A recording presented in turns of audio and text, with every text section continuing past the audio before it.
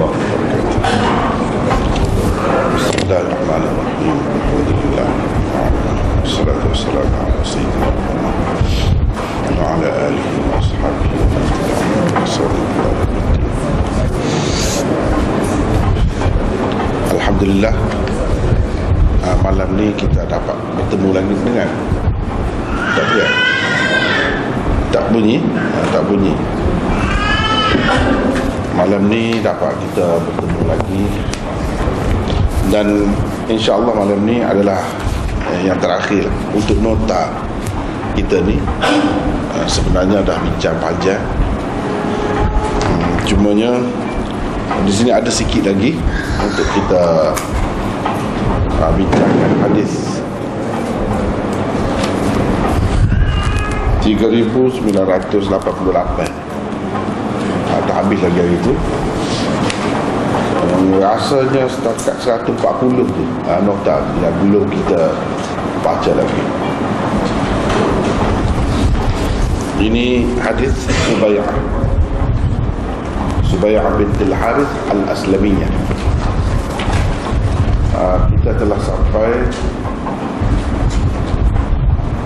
ke muka surat 107. Situlah lebih kurang 107. Abu Sanabil bin Ma'kak, seorang lelaki dari Bani Abdiddar, datang menemuinya, yakni menemui Subay'ah. Beliau tiba-tiba menyapa, "Kenapa saya nampak awak berhias diri untuk para pelamar? Awak hendak kahwin ke? Sesungguhnya engkau tidak dapat kahwin selagi tidak berlalu 4 bulan 10 hari kepadanya." Jadi selagi tidak berlalu hari kematian Sa'ad suamimu, selama 4 bulan 10 hari kepadanya. Selagi tak berlalu selama tu tak boleh kahwin, kata dia. Kalau tak pun, kata Subay'ah, apabila dia berkata begitu kepadaku, teruslah aku pergi menemui Rasulullah sallallahu alaihi wasallam pada petang itu juga untuk bertanyakan hukumnya. Jawapan baginda sallallahu alaihi wasallam ialah, aku telah pun halal sebaik saja selesai melahirkan kandunganku lagi. Halal maksudnya telah halal untuk berkahwin. Baginda sallallahu alaihi wasallam menyuruh aku berkahwin jika aku mahu, dan seterusnya. Jadi itulah dialog yang terakhir dalam hadis ini di antara Subay'ah dan Abu Sanabil bin Ma'kak. Kita tengok 140 nota yang belum kita bincang lagi. Abu Sanabil kata, kalau kamu nak kahwin pun tak boleh selagi tidak berlalu, tak habis iddah. Iddah kamu ialah 4 bulan 10 hari.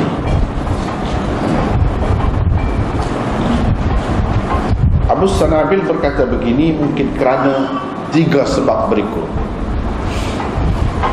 Dia kata begini mungkin kerana 3 sebab berikut. Salah satulah sebabnya ni syarah, bukan syarah hadis, cerita tentang orang tu. Jadi ulama fikir apa sebab dia kata begini. Andaian lah, buat andaian. Sebab tak ada siapa pun yang tanya sebenarnya maksud dia macam mana dia kata begitu tu. Bila sudah mati semua cerita ni, orang buat kajian. Jadi kajian itu, andaian dan sebagainya, ada di dalam kitab-kitab syarah hadis. Begitulah sepatutnya kita menangani sesuatu hadis, sesuatu hadis. Kita cuba buat beberapa andaian, mungkin begini, mungkin begini, mungkin begini, dan pilih yang terbaik ataupun yang paling tepat.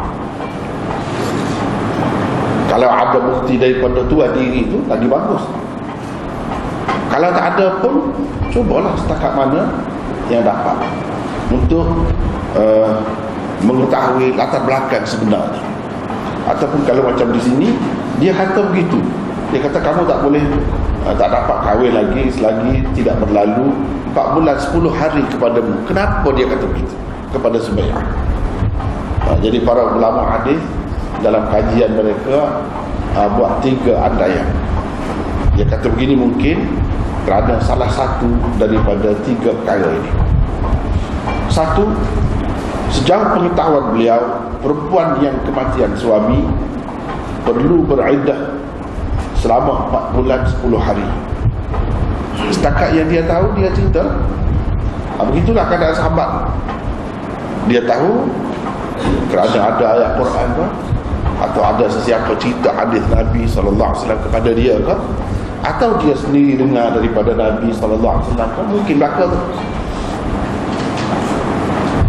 Perkara ini memang terdapat pun di dalam Al-Quran.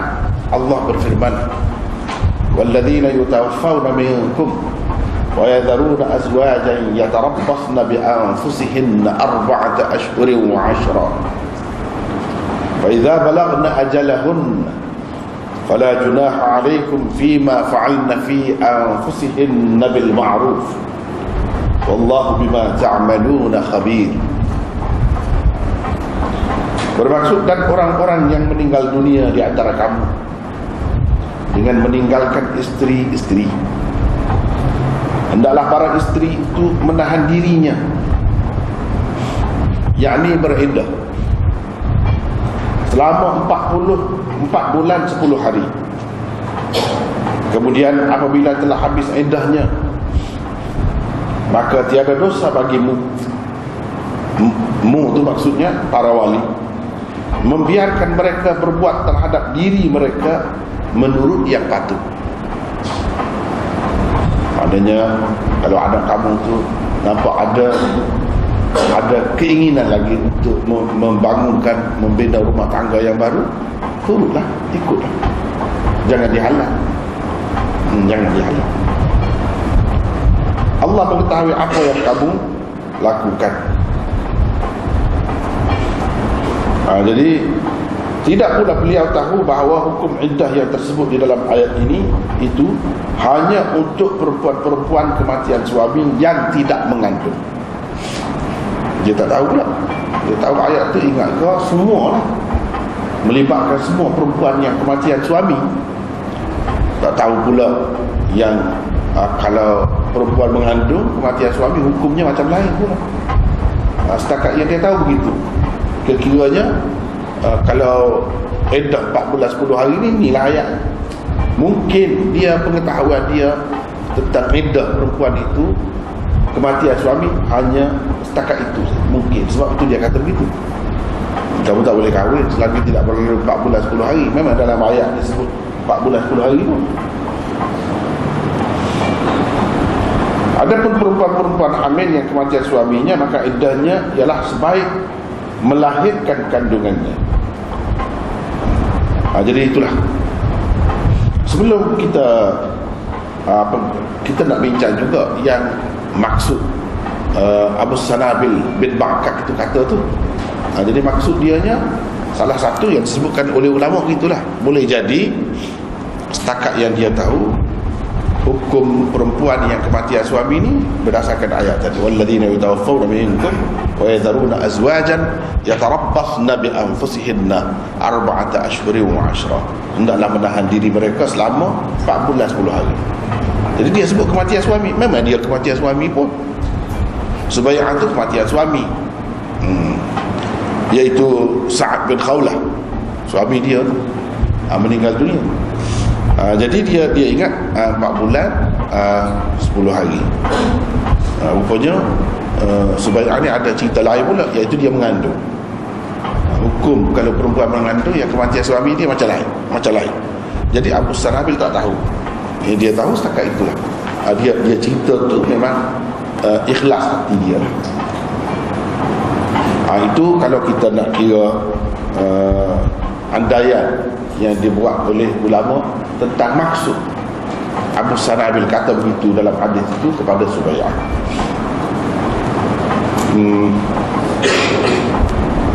Kalau kita nak perhati di dalam ayat tu banyak lah. Nak tengok pengajaran daripada ayat itu. Kalau kita perhatikan, cuba tengok terjemahan dia. Orang-orang yang meninggal dunia di antara kamu dengan meninggalkan isteri-isteri. Kalau seorang sama juga 4 bulan 10 hari juga. Kalau isteri-isteri beberapa orang, 2, 3 atau 4, sama juga. Masing-masing daripadanya jika tidak mengandung 4 bulan 10 hari. Jadi dia sebut isteri-isteri, selalu disebut gitu. Ada makna tu semua tu. Di dalam ayat yang lain, hablana min azwajina wa dhurriyyatina qurrata a'yun. Minta doa supaya Allah Subhanahu Wa Taala bagi cahaya mata, penyejuk mata hati anak daripada isteri-isteri kami. Hablana min azwajina. Doa tu yang Allah ajar itulah yang terbaik. Walaupun kita ada isteri seorang pun, azwajina juga. Jangan baikilah. Jangan baiki. Jadi kurniakanlah kepada kami dari seorang isteri saya ni. Bukan gitu, daripada isteri-isteri. Gitulah, walaupun kita isteri kita seorang. Atau 2 atau lebih pun macam tu. Jadi kalau kita perhatikan, di sebalik itu dia ada maksud. Dia ada maksud. Memang lebih dikehendaki kalau boleh, kalau mampu, kalau dapat berlaku adil, lelaki ni berkahwin ramai. Cuba tengok, perhati ayat macam di sini. Kematian isteri-isteri, dia sebut isteri-isteri. Satu menunjukkan pada masa tu banyaknya berlaku lelaki kahwin ramai pada masa ayat-ayat itu, pada masa Nabi SAW lah. Memang itu tak dapat dinafikan. Tapi selain daripada itu pun, kalau nak kira, kalau boleh beginilah. Dah banyak bukan setempat, bukan setempat kalau kita perhatikan ayat-ayat Quran ini. Jadi jangan pula kita kata azwajan ini 4 bulan 10 hari dibagi 4 bagi. Tidak, masing-masing suku-suku, tiap-tiap orang. Kalau 4 orang tu masing-masing je 4 bulan 10 hari kena beriddah. Itu maksudnya.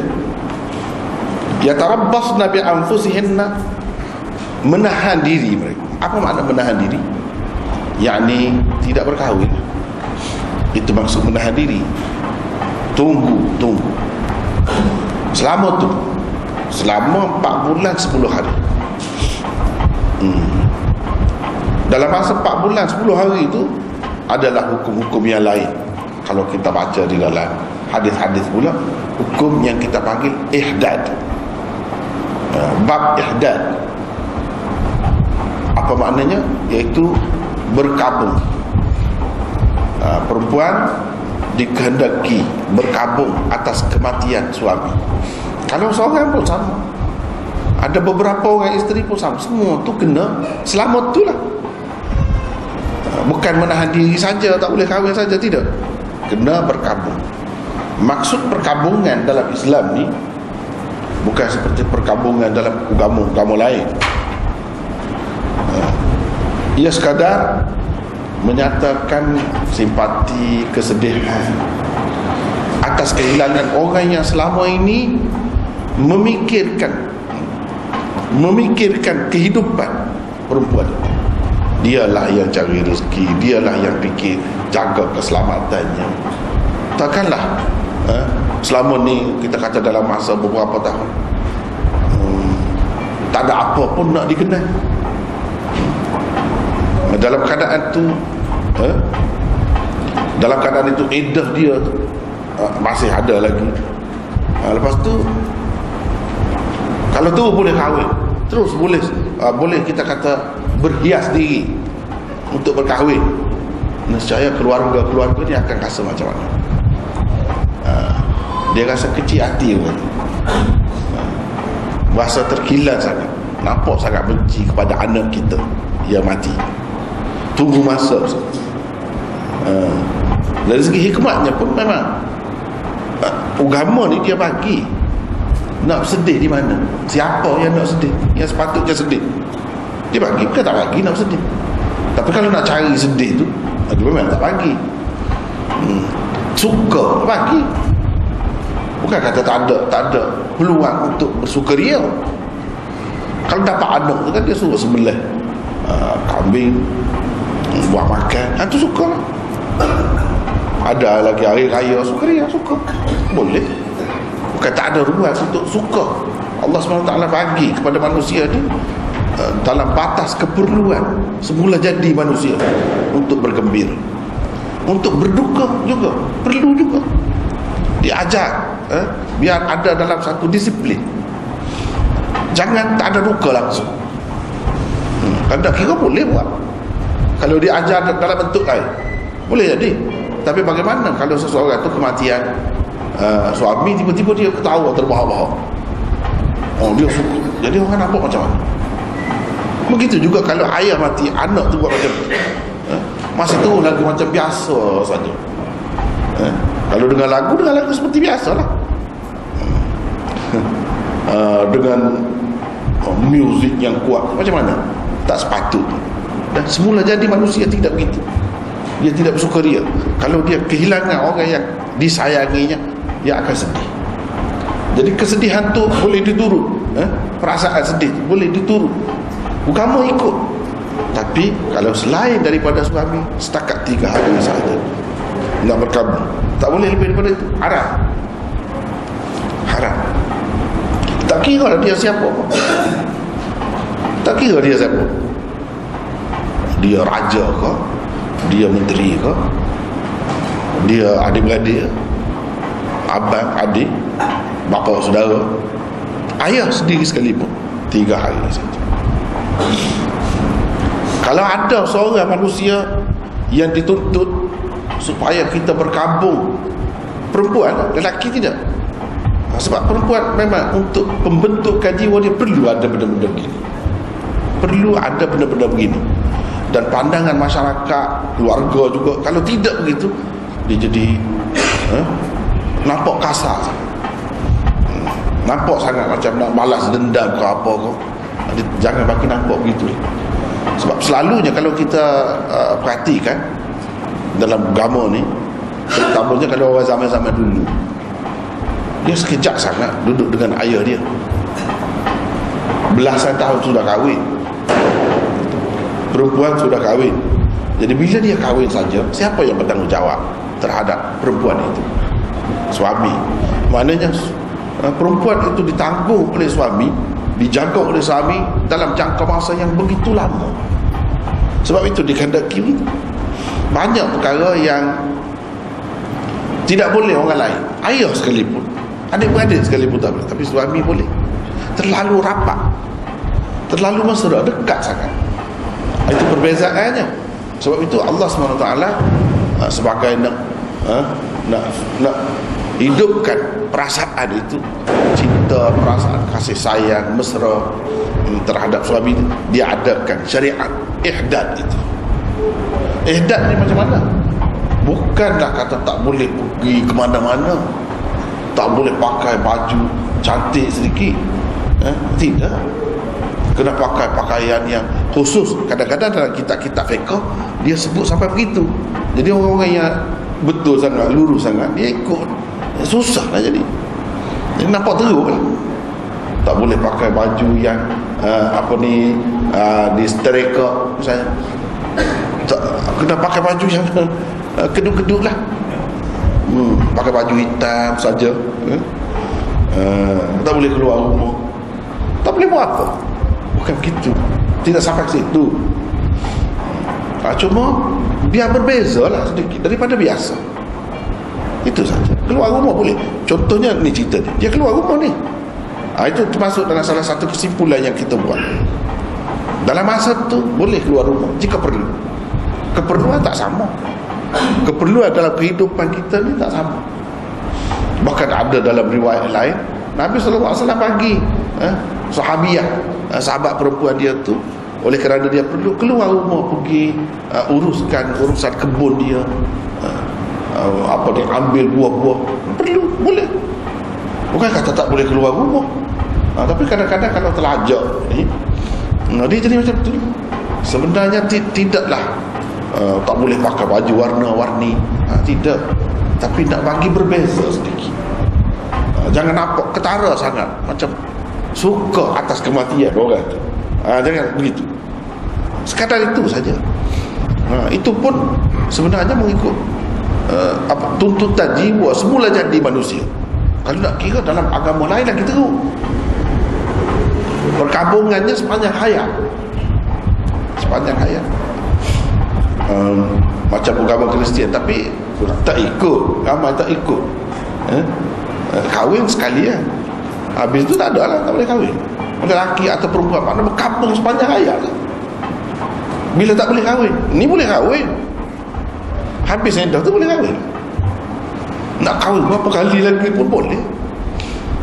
Tidak kata orang perempuan tak boleh kahwin, tidak elok kahwin, lelaki je saja yang elok ramai kahwin. Tidak, perempuan pun boleh, cuma dalam satu masa perempuan tu tak bolehlah kahwin ramai. Tapi kalau kematian atau bercerai apa, boleh lagi kahwin. Tapi kalau dalam agama lain, kalau kita tengok Hindu, sepanjang hayat lah, berkabung. Mungkin kita biasa tengok, tapi kita kalau tengok pun tengok dalam cerita lah kan, dia di belahan rambut dia tu dia ada merah gitu kan, macam habuk merah tu. Itu dipanggil sindu. Itu tanda perempuan yang ada suami, dan dia boleh pakai baju warna-warni. Tapi bila suami mati, tak kira lah dia muda lagi pun. Kahwin hanya seminggu pun tak kira. Dia kena tak boleh pakai dah tu sampai bila-bila. Dan tak boleh kahwin dah sampai bila-bila. Tak boleh kahwin sampai bila-bila. Dan kena pakai baju putih tanpa warna sepanjang hayatnya. Lagi tu kalau tengok agama lain. Dan kalau buat juga itu dipandang serong lah oleh masyarakat. Dia kira tidak beragama lah. Cuba kita perhatikan dalam Islam yang ada ni, memang manusia ni dia perlu, dan yang perlu macam ni perempuan. Sebab apa? Sebab kalau kita perhatikan suami tu lama tu, kalau ayah dia setakat 17 tahun itu saja. Lepas tu yang berpuluh-puluh tahun lagi. Sebab itulah Allah SWT letakkan, adakan hukum perkabungan itu untuk suami sahaja dalam dunia ni. Ibu pun tidak, ayah pun tidak, adik-beradik pun tidak. Yang lain semuanya 3 hari saja, tak boleh lebih. Itulah sebab dalam hadis-hadis,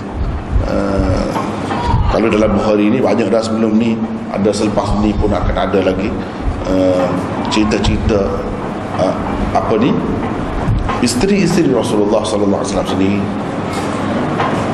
bila kematian ayah dia setakat 3 hari, dia kata dia tidak perlu kepada wangian ni, dia tidak perlu kepada bedak ni, tapi dia ambil juga pakai bedak untuk menyatakan bahawa Rasulullah sallallahu alaihi wasallam hanya pernah setakat 3 hari, lebih daripada 3 hari tak boleh. Dia bukan nak pakai, dia ambil juga pakai bedak, dia pakai wangi-wangi. Itu caranya. Walaupun yang mati tu ayah dia sendiri, misalnya Ummu Habibah, yang mati tu Abu Sufyan, dia buat begitu, hari yang ketiga dia buat. Ummu Salamah pun begitu, dan ramai lagi yang lain-lain yang kematian ayah, kematian ibu setakat 3 hari saja. Ini panduannya, bukan kepada hubungan keluarga yang tidak ada hubungan keluarga. Kita kata pemimpin masyarakat, kalau mati 3 hari tak boleh lebih. Kalau lebih itu melampau lah tu, melampau, paksa lah. Bukan cara yang sebenar. Cara yang sebenar setakat 3 hari. Yang 4 bulan 10 hari isteri, itu pun sebenarnya bukan tak boleh keluar rumah, bukan tak boleh pakai baju warna, tidak, bukan tak boleh pakai wangi yang biar bau busuk, tidak. Sekadar nak menghilang, nak menutup bau busuk tubuh, boleh sekadar itu, tapi jangan lebih-lebih. Kalau kita kata macam sekarang ni, make up lah, jangan make up tu, muka tu dengan bercelak, nampak sangat, ketara sangat, jangan begitu. Jangan pakai perhiasan, nampak sangat dia ni orang kata berjanguk, berjanguk. Jangan begitu. Sekadar biasa, pakai baju yang bersih, baju yang tidak busuk, bersih, itu boleh. Wangian sedikit dan tidak pergi mari bebas sangat dalam majlis mana-mana. Sekadar yang perlu boleh keluar. Selain daripada yang keperluan itu, jangan pergi. Itu saja. Tujuannya ialah mengenal suami. Lepas tu nak kahwin pun tak apa. Tidak nak kata, oh janganlah pada ketika kabur 4 bulan 10 hari. Lepas tu kahwin pula. Tak kisah, tak apa. Dalam masa tu saja, itu hak dia. Besar hak suami.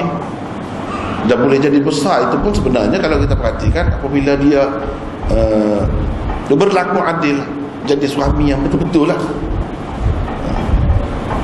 Maknanya sampai macam itulah hak dia. Selepas mati pun ada lagi. Selepas mati pun perlu lagi dijaga hak dia. Itu hak yang Allah kehendaki seseorang perempuan tunaikan. Ini perempuan saja. Lelaki tak ada, kamu tak ada. Fa idza balagna ajalahunna, bila habis tempoh, sampai kepada tempohnya, yakni habis iddahnya, fala junaha alaikum fima fa'alna fi anfusihinna bil ma'ruf. Tidak menjadi kesalahan kepada kamu. Kamu ni wali-wali, abang kau, ayah kau, jangan pula kamu paksa dia jangan kahwin. Kamu kalau kahwin, tandanya kamu tak kasih kepada suaminya dulu. Tidak. Tanda kasih cukup dah 4 bulan 10 hari. Itu saja. Lebih daripada itu, menyiksa diri. Orang panggil. Kalau dia nak bina hidup baru, boleh. Itu cara Islam. Dan tidak salah kalau dia nak kepada orang tu, nak kepada orang dia nak kahwin, tidak salah. Itu satu sifat yang mulia, bukan salah di sisi agama. Itu berarti menghadapi hidup dengan penuh kesedaran, bukan dalam khayalan. Bukan dalam khayalan. Jadi kalau kematian suami ni tak kahwin sampai bila-bila, itulah tanda kita setia, kita sayang sungguh kepadanya. Itu semua tak ada asasnya. Dari segi agama, perasaan mungkinlah, ataupun budaya lain mungkinlah itu. Tapi dari segi ajaran agama bukan begitu. Dia suruh hidup,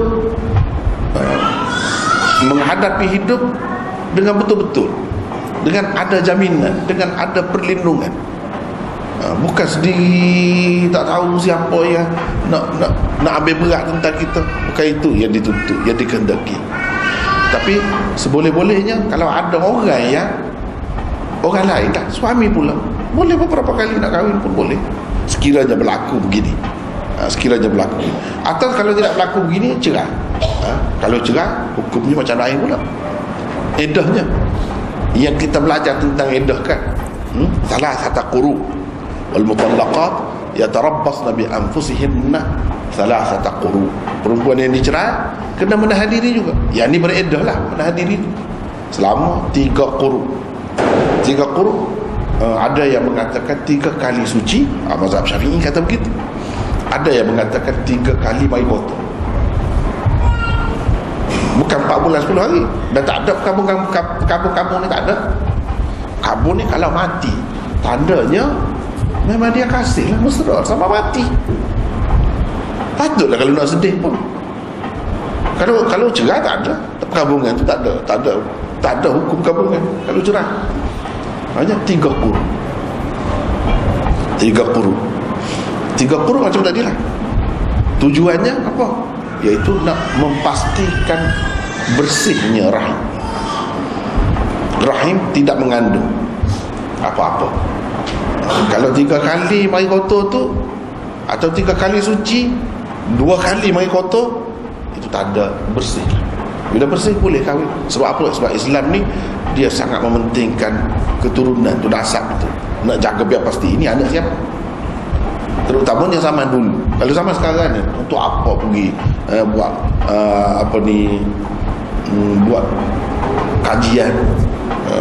buat kajian, nak tahu ini anak kita ke tidak berdasarkan DNA dan sebagainya. Tak perlu.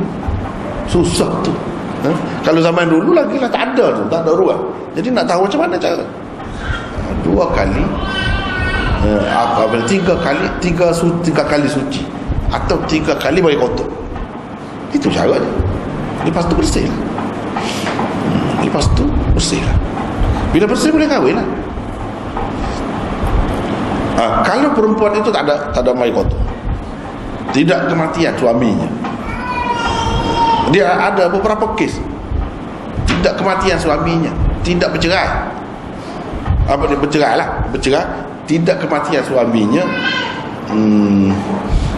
tidak mai kotor, tak ada mai kotor, bercerai. Apa indahnya? Itu ada dalam ayat yang lain pula. Wallahi ya'isna minal mahid min nisaikum in irtabtum fa'iddatuhunna 3 ashhur wallahi lam yahidna. Duduk situ ayat tu pula. Perempuan yang putus haid, putus haid kalau cerai, mana tak boleh nak kira dengan haid lah. Tak boleh nak kata 3 kali suci. Nak kata 3 kali suci macam mana nak? Tak mari kotor. Satu. Yang kedua, perempuan yang tak ada mai kotor. Tak ada mai kotor, mungkin dia kalau nak kira masa tu ada lagi mai kotor, tapi oleh kerana mungkin dibuang peranakan dia, dibuang rahim dia, jadi tak ada mai kotor. Atau ada sesuatu penyakit yang menimpa dia, menyebabkan dia tak keluar darah haid, maka nak kira macam mana? 3 ashhur, 3 bulan. 3 bulan tu kalau kita kira berdasarkan mai kotor 3 bulan lah juga. Sebab sebulan sekali perempuan mai kotor, jadi 3 bulan. Itu hukumnya. Dan kalau perempuan itu mengandung, lain pula hukumnya iddah.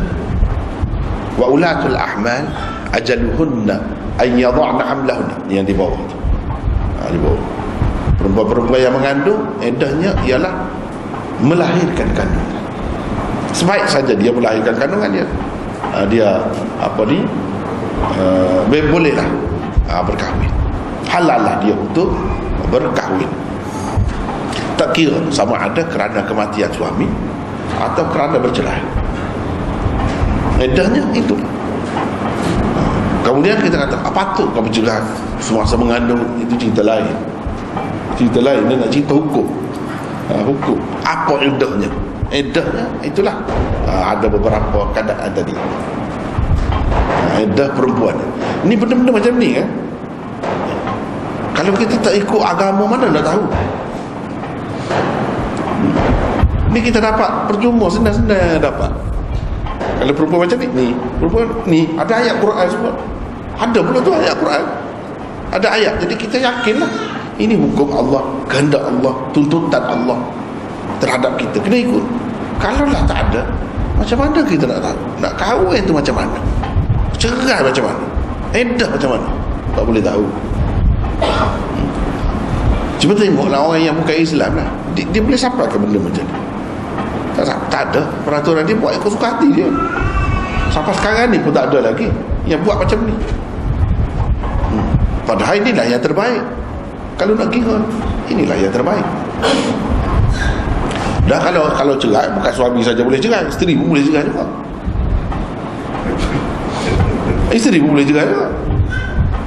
Jadi banyaklah peraturan yang dibuat tu, kalau ikut manusia memang tak sempurna. Jadi apa yang nak suruh cepat bercerai? Gitu ke? Kalau nak suruh cepat bercerai, boleh lah macam tu. Dia bagi satu, kita bagi satu, habis. Tapi bukan begitu sebenarnya. Kalau boleh, jangan bercerai. Tujuan bina rumah tangga tu kalau boleh sampai ke akhir hayat lah. Itulah yang sebaik-baiknya. Jadi caranya supaya tidak mudah tu, iaitu jangan bagi kepada kedua-dua tu hak cerai. Jadi dia ada hikmah tu. Jangan bagi kepada kedua-dua, bagi kepada satu saja. Yang satu tu pula yang tidak emosional, yang banyak guna akal, tidak kerana benda-benda kecil judi, tidak dia kira umum perempuan. Janganlah perempuan tu terasa pula dia seorang yang bijaksana, dia seorang yang pandai, dia tak ada ikut perasaan itu. Berapa orang yang macam tu, yang dikira yang ramai-ramai ni, yang ramai-ramai Kita kena ambil kira begitu. Nak buat peraturan baru senang. Ni suami saja. Tapi walaupun begitu, bukanlah maknanya perempuan ini tak ada langsung peluang. Walau macam mana jahat teruk suami dia tu, tak boleh dia nak berpisah, kena terpaksa hidup bersama juga. Bukan. Ada jalan dia, tapi bukan atas nama celah, atas nama fasakh, atas nama khulu dan macam-macam. Atas nama fasakh, atas nama khulu, orang panggil tebus talak. Ada lagi peraturan. Jadi benda-benda ni semua ni peraturan ni, kalau kita nak harap kepada kita lah, jauh. Kita bertuah lah sebab menganut agama Islam dapat senang. Boleh jawapan tu, dan jawapan itu memuaskan. Sebab ini ada di dalam kitab Allah. Tak apalah itu terlalu panjang. Yang kita naknya tadi Subai'ah dengan Abu Sanabil tu. Jadi Abu Sanabil kata begini, kenapa?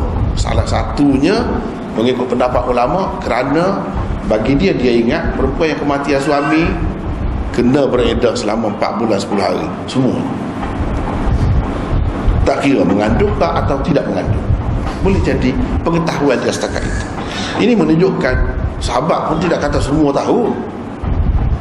Dia lebih tu dari segi darjat dia, dari segi makamnya, kedudukannya, bukan dari segi sudut ilmu. Kalau nak kira, ramai lagi orang kemudian ini lebih alim lagi daripada sahabat, lebih banyak tahu hadis lagi daripada sahabat. Dia terhad, kadang-kadang dia tahu 1-2 hadis saja. Dia bukan banyak tahu. Dia bawa tu. Yang lain-lain dia hidup cara biasa.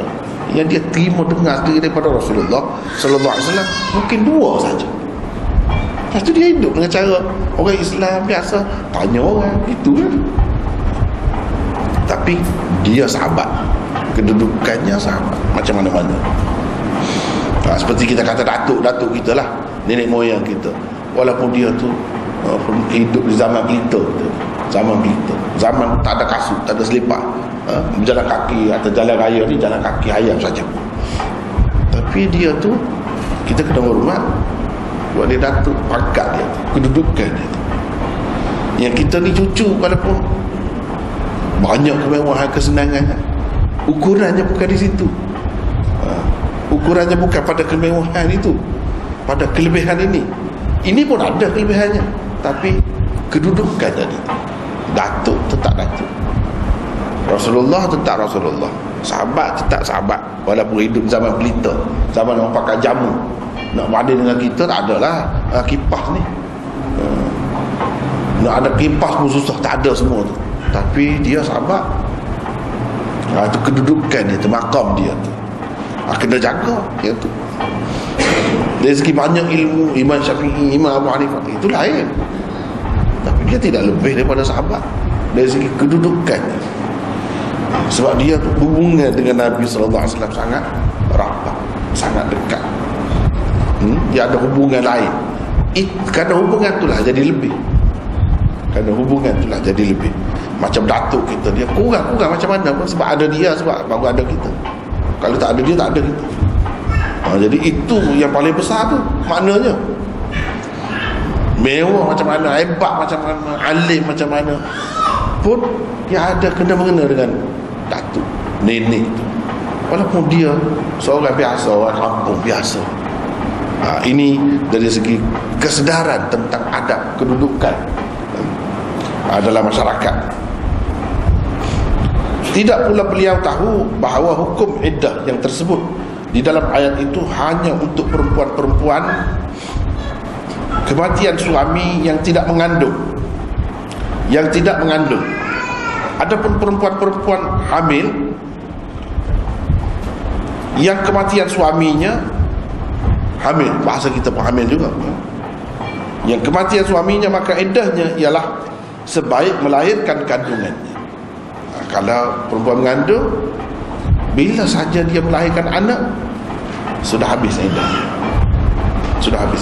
Bila habis iddah dia dengan sendirinya, ihdat itu pun habis. Yang kita kata tadi, berkabung tadi habis, setakat itu. Jadi berkabung itu pun bukan 4 bulan 10 hari kepada dia, selamat tu. Kalau katakanlah suami dia mati hari ni, besok dia beranak, bersalin, habis dah. Habis dah.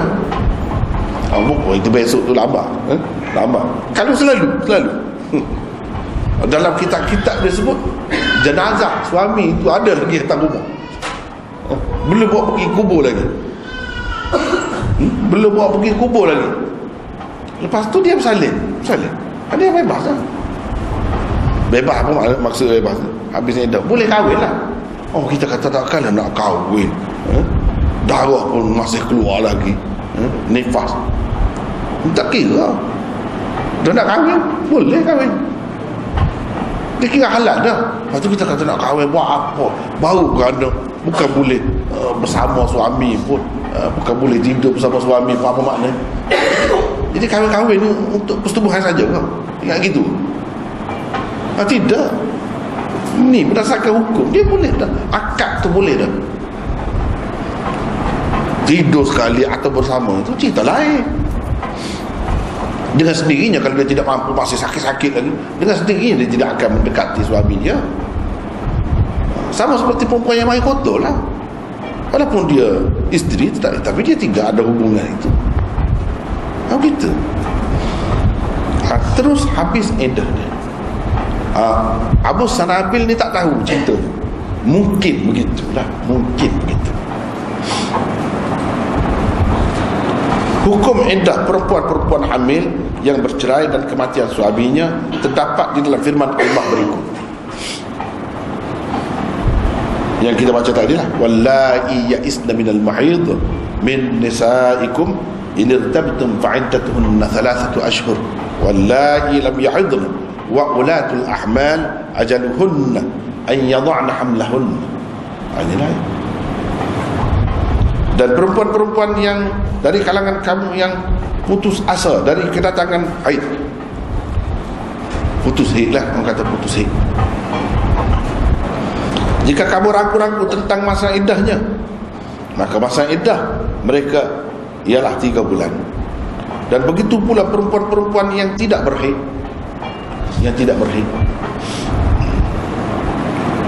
dan perempuan-perempuan yang mengandung, tempoh iddah mereka itu ialah sampai mereka melahirkan kandungannya. Itu iddahnya. Bila lahir saja habis iddah.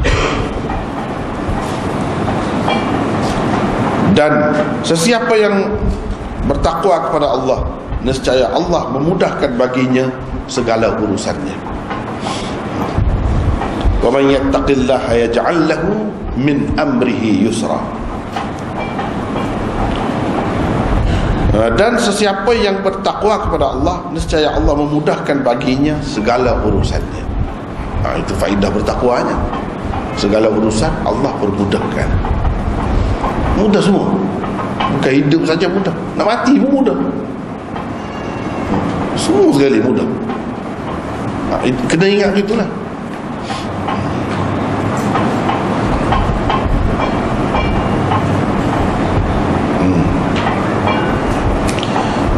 Di dalam ayat ini Allah telah menyebutkan secara umum tentang iddah perempuan-perempuan hamil.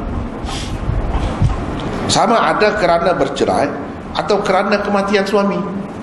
Dia sebut perempuan yang mengandung. Kerana bercerai ke kerana kematian suami tak kira. Samalah iddah dia. Iaitu ajaluhunna ay yadh'na hamlahunna. Sebaik saja melahirkan kandungan. Habislah iddahnya. Ini ada beberapa, kerana kalau kita perhatikan ada 3-4 ayat lah sekitar iddah perempuan yang sebenarnya 4 ayat itu saja, tak banyak, tapi tak banyak pun dia. Kalau kita perhatikan sebanyak hukum dia pergi situ je, pergi situ juga. Situlah nampak hebat tu, yang tak boleh nak lawan kitab-kitab lain ataupun buku-buku undang-undang yang lain. Banyak pun perincian yang sebenarnya intisarinya ataupun asas ini. Sebab itu kalau orang yang nak jadi mujtahid, nak jadi faqih, dia kena tahu ayat-ayat iddah ada berapa, mana Dia kena ada dalam kepala semua. Kena tahu macam ni, ni kena ada dalam kepala. Begitu juga dengan ayat-ayat hukum yang lain. Dia kena tahu di mana yang ni maksudnya macam mana. Kena tahu. Setakat itu saja, dia tidak. Sebenarnya apa syarat untuk ijtihad tu bukan hafal Quran pun. Tak ada sebut hafal Quran. Kalau baca syarat ijtihad dalam kitab-kitab usul fiqh, tak ada. Yang pentingnya dia tahu ayat itu. Ada berapa ayat. Berhubung dengan perkara ni ada berapa ayat. Berhubung dengan perkara ni ada berapa. Yang mana? Yang ni untuk siapa? Yang ni untuk siapa? Itu saja. Maknanya alat untuk dia berijtihad tu bukan hafal. Benda lain, ilmu lain. Ilmu lah. Kalau hafal, dia tak sebut pun. Bukan itu syarat. Tak sebut.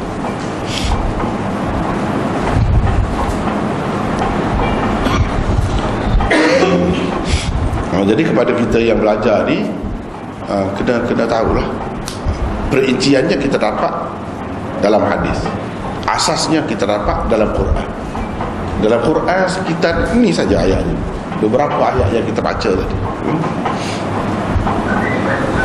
Kalau nak kiranya, 2-3 tu saja. Yang lain-lain tu perinciannya. Yang kedua, tadi yang pertama, andaian yang pertama, kira-kiranya Abu Sanabil tu tak tahu hukum perempuan yang mengandung ni macam lain. Dia ingatkah hukum perempuan yang kematian suami ni tak kira apa ni, yang mengandung atau tidak mengandung 4 bulan 10 hari. Sebab yang dia tahu ayat tadi saja. Ayat tadi saja. Boleh jadi. Yang kedua, mungkin juga Abu Sanabil berpendapat seperti Sayyidina Ali dan Ibnu Abbas. Ali dan Ibnu Abbas berpendapat iddah perempuan hamil ialah ab'adul ajalain. Ab'adul ajalain, yakni yang terjauh atau yang lebih lama daripada 2 tempoh iddah. Yang lebih lama. Yang lebih lama daripada 2 tempoh iddah. Ini pendapat Ali dan Ibnu Abbas, bukan jumhur ulama. Tidak. Jumhur ulama macam tadi. Tapi pendapat Ali dan Ibnu Abbas gitu. Setengah-setengah orang kata mereka tarik balik, tapi setengah-setengah kata tidak. Memang begitu pegangan dia. Memang begitu pegangan dia. Zahirnya kita kata tidak berapa sesuai lah dengan Quran, tidak bertepatan dengan Quran. Dan berapa ramai sahabat-sahabat yang bantah, yang tidak setuju. Mereka baca ayat ni, walaupun Ali itu seorang yang faqih, tapi Abu Hurairah berani baca ni ayat. Hukum, padahal Abu Hurairah faqih juga, tapi tidaklah sefaqih Sayyidina Ali itu. Tetapi ulama mentarjihkan Abu Hurairah, pendapat Abu Hurairah, sebab Abu Hurairah boleh bawa ayat ni, wa ulatul ahmal ajaluhunna ay yad'na hamlah. Ab'adul ajal lain tu ambil di mana-mana. Adalah hadis, tapi tak ada dalam Quran. Mana kuat Quran dengan hadis. Kemudian dalam hadis pun bukan macam tu saja yang ada. Yang sesuai dengan Quran dia berapa banyak. Misalnya hadis Subai'ah ni. Hadis Subai'ah ni salah satu buktinya. Tak ada pula di sini Nabi menganjurkan supaya pakai kaedah ni, ab'adul ajalain ni. Apa makna ab'adul ajalain? Maksudnya ialah jika perempuan hamil melahirkan kandungannya sebelum 4 bulan 10 hari, maka iddahnya ialah 4 bulan 10 hari. Jadi iddah ni ada 2, 4 bulan 10 hari satu lagi melahirkan kandungan. Mana yang lebih jauh daripada 2? Kalau dia melahirkan anak tu tak cukup lagi 4 bulan 10 hari. 4 bulan 10 hari itulah iddah dia. Itulah yang lebih jauh, yang lebih lama. Kalau 4 bulan 10 hari itu dia tak melahirkan anak lagi, lepas tu 8 bulan pun, lepas kematian suami dia, baru dia melahirkan anak. Maknanya iddah dia tu melahirkan anak tu lah. Bukan kira 4 bulan 10 hari. Maknanya kira yang lebih lama. antara dua iddah tadi. Hak mana yang lebih lama? Pakai yang tu. Ini kaedah abadul ajalain. Dan jika ia melahirkan kandungannya selepas 4 bulan 10 hari, selepas 4 bulan 10 hari, kau kan mengandung dengan lama 9 bulan, selepas 4 bulan 10 hari, maka iddahnya ialah apabila ia melahirkan kandungannya. Sebab itu yang lebih jauh, itu yang lebih lama. Dia kira yang lebih lama antara dua tu, antara 4 bulan 10 hari dengan melahirkan anak. Yang mana lebih lama? Yang lebih lama itulah yang dipakai oleh Sayyidina Ali. Jadi kalau orang tanya dia, kata macam tu. Ada juga hadisnya, ada juga yang dia pakai, tetapi satunya Quran tidak menyokong. Yang kedua, hadis-hadis dia macam ni. Ini tak sampai 4 bulan 10 hari ni kes Subay'ah ni. Tapi Nabi kata sudah habis iddah dia. Kalau nak ikut kaedah tu, tak boleh habis iddah lagi lah, tak habis lagi lah iddah. Sebab tak sampai 4 bulan 10 hari, dia sekejap saja. Nanti kita tengok berapa hari. Ada khilaf pun tak sampai 4 bulan 10 hari. Tak sampai 4 bulan 10 hari. Bahkan ada kata 2 minggu saja. Nabi sudah kata ini sahih ni. Ini sahih. Sebab itu yang lebih kuatnya jumhur ulama pakai dalam mazhab mana pun, iaitu berdasarkan ayat tadi. Berdasarkan ayat. Dia tak pakai abadul ajalain itu. Cuma orang yang belajar dia tahu. Ada pendapat begini. Sekadar tahu gitu kan. Nak pakai, kalau kita nak guna buat fatwa atau buat apa ke, orang tak pakai yang kena pakai yang jelas, yang lebih terang, yang lebih kuat. Kalau nak kira ada, memanglah ada. Memang ada. Itu kemungkinan yang kedua. Kemungkinan yang kedua. Jadi kamu tak boleh lagi. Sebab Subay'ah tu melahirkan anak sebelum 4 bulan 10 hari. Ada yang kata 2 bulan, ada yang kata sebulan, ada yang kata yang paling dekatnya 2 minggu atau 14 hari. Yang paling dekat. Jadi bila dia kira-kiranya tempoh nak bersalin dia tu dekat, bukan itu, kamu tak boleh kalau selagi tak habis 4 bulan 10 hari, dia kata. Jadi mungkin dia pakai kaedah yang dipakai oleh Sayyidina Ali itu, iaitu abadul ajalain. Kalau melahirkan sebelum 4 bulan 10 hari, kira 4 bulan 10 hari. Bukan kira melahirkan anak tu habis iddahnya. Mungkin dia ni termasuk dalam golongan yang sependapat dengan Ali tu. Sebab ada yang berpendapat begitu. Itu andaian yang dibuat oleh ulama lah. Kenapa Abu Sanabil itu kata begitu kepada Subay'ah?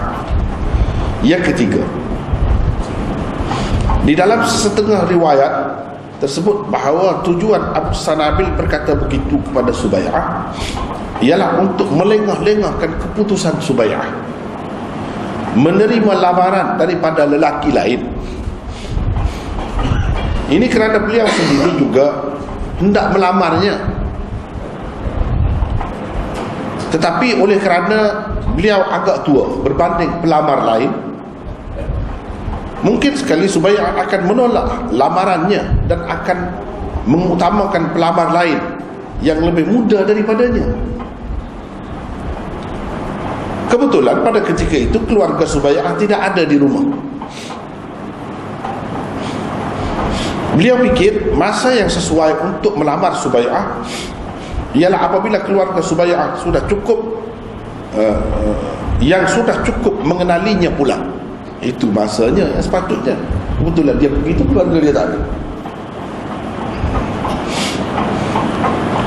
Mereka tentu akan mengutamakannya untuk berkahwin dengan Subay'ah berbanding orang-orang lain. Ini pendapat yang ketiga, andaian yang ketiga. Ya, sebenarnya dia kata kamu tak boleh. Tak habis lagi iddah, kena 4 bulan 10 hari. Yang sebenarnya dia nak melengah-lengahkan. Sebab keluarga Subay'ah tu kenal dia, kenal rapat dengan dia. mereka semua suka dengan dia. Kalau nak pandai orang lain, kalau keluarga dia ada, mesti akan utamakan dia. Tiba-tiba tak ada masa tu. Jadi dia takutlah orang dia pergi, nanti perempuan ni sambutlah ataupun terima lah mana satu yang orang lain tu, jadi kecewa lah dia. Tak dapatlah ajak dia. Boleh jadi dia kata gini, kita kata begitu tu bukan kata saja-saja. Dia ada alasan dia, ada dalil dia. Mungkin ini yang lebih betul. Sebab kita kata, adakah sahabat tu macam tu niat dia? Kita tak tahu niat dia. Tak tahu niat apa, ada hadis ni. Memanglah kita tak tahu hati dia tu. Tapi bila ada hadis, ini satu dalil, hujah juga. Yang menyokong pendapat yang ketiga ni. Walaupun dua pendapat yang pertama tadi mungkin juga. Tapi yang ketiga ni tak boleh kita pandang sepi. Tidak kata kenapa dia macam buat helah-helah pula tu. Ada manusia kan, salah kan kalau buat macam tu? Tidak salah. Dengan cara dia helah sedikit. Boleh jadi yang terbaik pun dia tu untuk sebanyak tu, bukan orang lain. Ya, kelebihan manusia tu bukan pada muda saja. Kalau macam tu semua orang pilih muda. Kenapa ramai juga perempuan pilih yang tua? Tua pun dia kaya misalnya. Yang muda tu apa-apa kena ada, susah. Dia nak ke mana-mana kena tahan pas. Kalau yang ni tu rumah tu pergi boleh. Macam-macam pilihan manusia ni. Bebaslah, ikut dia lah dia nak yang mana. Tapi yang akhirnya dia jadi suami sebanyak ni. Mana-mana dia memang dia jadi suami. Itu cerita. Baik, kita nak tengok hadis. Hadis ni bukan ada dalam sembarangan kitab, ada dalam Muwatta Imam Malik. Ada sebut cerita latar belakang yang kita sebut tadi. Maknanya boleh jadi ini yang lebih tepat. Boleh jadi. Jadi itu yang teks dia tu, Arab tu, kita tak payah baca lah, baca terjemahan dia saja ya. Nak ringkaskan cerita. Bermaksud Abu Salamah bin Abdul Rahman meriwayatkan, katanya Ibnu Abbas dan Abu Hurairah pernah ditanya tentang iddah perempuan hamil yang kematian suaminya. Jawab Ibnu Abbas, yang terakhir daripada dua tempoh. Yang terakhir daripada dua tempoh. Maksudnya yang lebih jauh tadilah, yang lebih lama. Abu Hurairah pula berkata, apabila perempuan itu bersalin, halallah dia. Maksudnya habislah iddahnya. Halallah dia tu maksudnya habislah iddahnya. Maka masuklah Abu Salamah bin Abdul Rahman menemui Ummu Salamah untuk bertanya beliau tentang masalah itu. Jawab Ummu Salamah, selepas tengah bulan, yang di 15 hari kematian suami, supaya Al-Aslamiyah melahirkan anaknya. Selepas tengah bulan, berdasarkan riwayat Malik ni, maknanya 2 minggu lebih kurang. Kalau nak kira berdasarkan kaedah Abadul Ajalain tadi, kena 4 bulan 10 hari lah. Tapi Ummu Salamah kata tidak. Isteri Nabi SAW, kira-kira dia lebih tahu, dia dengan yakin kata begitu.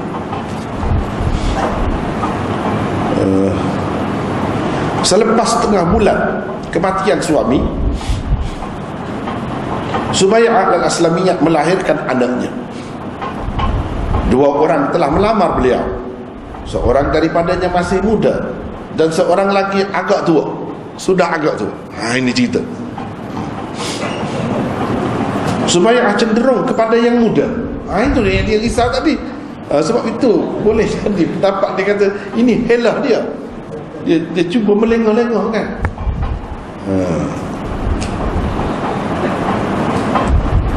Supaya cenderung kepada yang muda. Yang tua pula berkata, yakni yang agak tua pula berkata, iddahmu belum habis lagi. Kira-kiranya cerita ni lah. Iddah pun belum habis lagi. Ahli keluarga Subay'ah pula pada ketika itu tiada di rumah. Dia cerita. Jadi boleh ya kita pergi rumah orang perempuan, keluarga dia tak ada.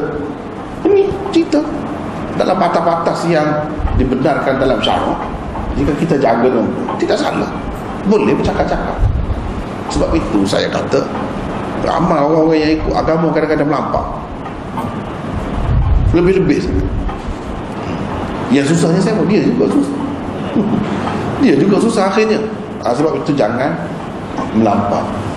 La yushaddad din ahadun illa ghalab. Sesiapa yang cuba nak lawan agama, nak ambil yang lebih keras, agama akan mengalahkannya. Maknanya Nabi SAW tak lagi cari yang susah, yang berat, cari yang senang. Kalau kita nak lawan juga tak menang, kita tak menang. Nak kata Allah kehabisan lah pahala untuk bagi kepada tidak, tak akan ada. Kalau kamu tak tidur tengah malam pun, bersembahyang, tak habis kekayaan Allah SWT nak bagi pahala kepada kamu. Yang kalahnya kamu juga. Takkan kita sebagai manusia tak ngantuk, tak nak tidur, tak sakit kepala? Sakit kepala tak tidur. Lepas tu Nabi suruh macam tu lah. Tidak suruh begitu.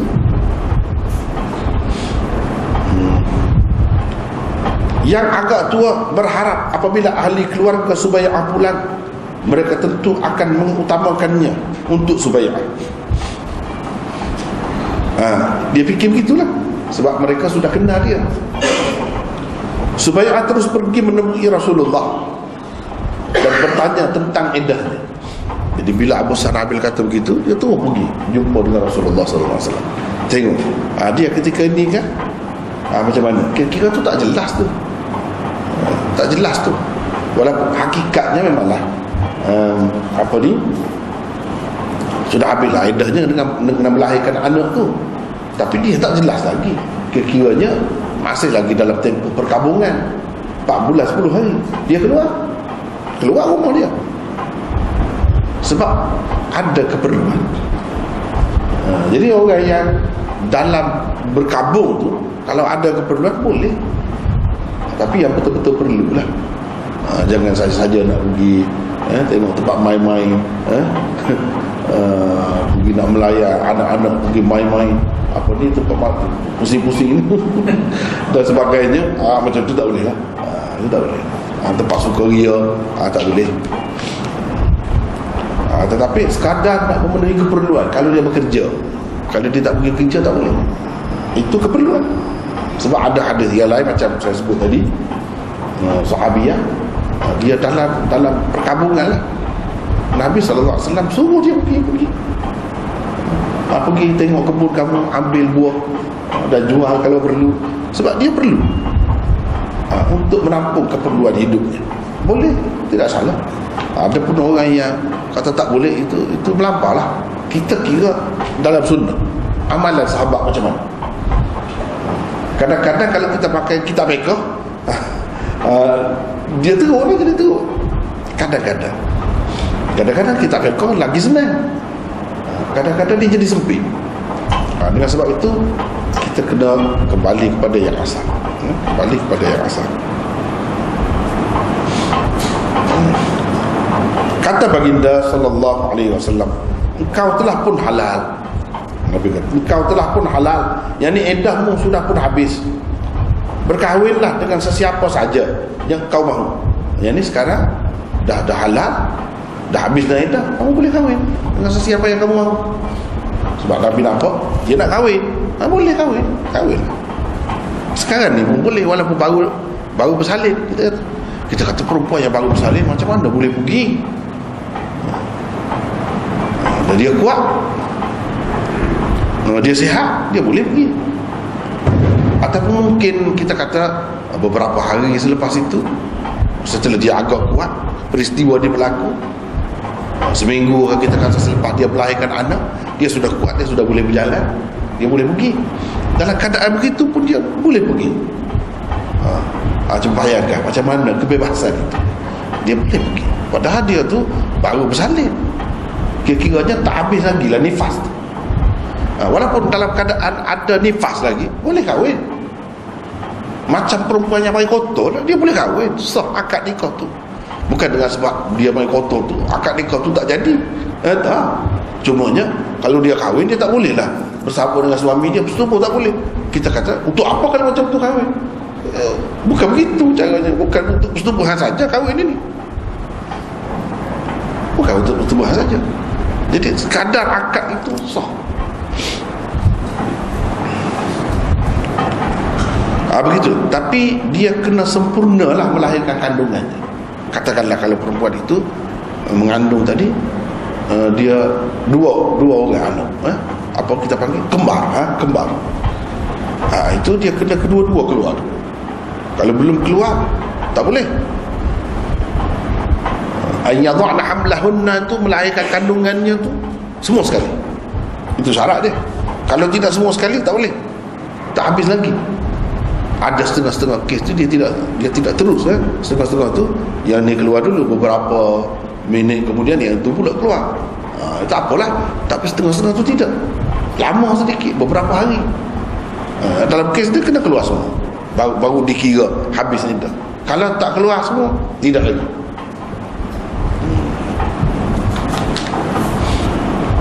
Habis dari situ, kemudian kita pergi kepada pengajaran dan pedoman yang dapat kita ambil daripada hadis ini. Berapa banyak hadis apa ni? Inilah hadis 3988. Bukan itu, ini hadis ni.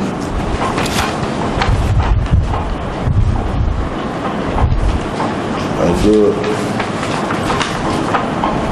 mana?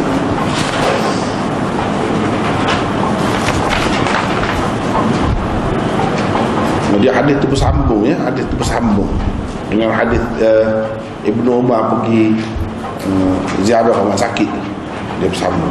Hadis itulah, hadis tu dia bawa hadis yang sama. Antara pengajaran, pedoman dan panduan dan hukum yang terdapat di dalam hadis ini ialah, yang seelok-eloknya, inilah yang Imam Bukhari nak ajarnya.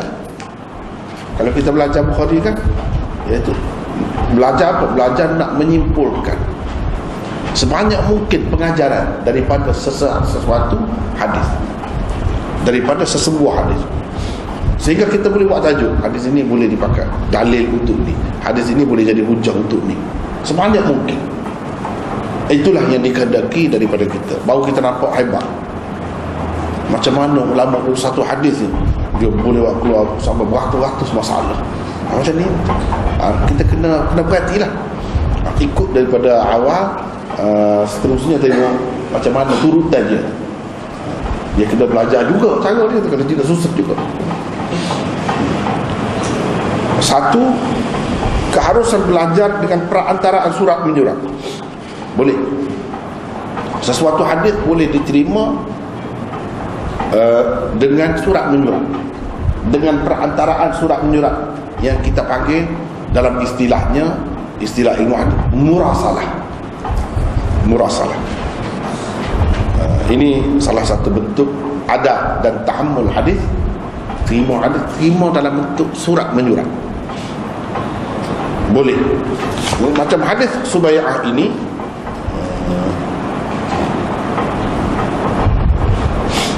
cuba kita tengok 107. Kita ambil terjemahan dia. Bagi yang kedua tu kata, Ubaidullah bin Abdullah bin Utbah bin Mas'ud meriwayatkan kepadaku bahawa ayahnya Ibnu Mas'ud maksudnya menulis surat kepada Umar bin Abdullah bin Al-Arqam Az-Zuhri, di mana beliau menyuruhnya pergi menemui Subai'ah binti Al-Harith, menulis surat tadi, suruh pergi berjumpa dengan Subai'ah binti Al-Harith Al-Islamiyah untuk bertanyakannya tentang kisahnya dan tentang apa kata Rasulullah sallallahu alaihi wasallam kepadanya. Apabila beliau bertanya, baginda sallallahu alaihi wasallam, Umar bin Abdullah bin Al-Arqam membalas surat Abdullah bin Utbah. Di dalam surat balasnya itu dia menceritakan bahawa begini. Jadi makna hadis cerita Subai'ah tadi disampaikan oleh seorang sahabat kepada sahabat yang lain melalui murasalah dengan perantaraan surat menyurat. Boleh, sah juga. Sah juga. Tidak kata kalau surat menyurat ni tak boleh, kecuali kalau ada keraguan. Kalau ada keraguan lain lah. Misalnya dia bahaslah dalam ilmu mustalah hadis tu atau ulumul hadis dia bincang lah. Misalnya kalau dia betul-betul kenal tulisan ni, memang tulisan dia. Kalau tak kenal, boleh jadi orang menyamar, dia buat tokok tambah, tak boleh kalau macam tu. Jadi ulama-ulama buat kajian semua ni, perawi ni di jenis mana, dia ambil, dia tak kira ni asal orang dakwa ini surat ni daripada orang tu, dia ambil lah. Jadi mereka tak percaya kepada perawi kalau macam tu. Dia kena perawi itu betul-betul jelas, dia kenal betul-betul tulisan, baru boleh. Tidak kata kena secara lisan sahaja nak terima hadis ini, secara bertulis pun boleh.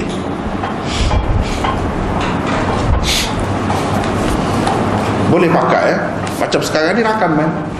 Pakai dalam rakaman dia, tengok dalam rakaman itu cerita begini, boleh pakai. Tidak kata kena bertemu, berhadapan begitu, baru boleh pakai. Tidak boleh pakai. Sebab itu sah, lagi meyakinkan, sebab ada gambar boleh tengok memang tuan dia,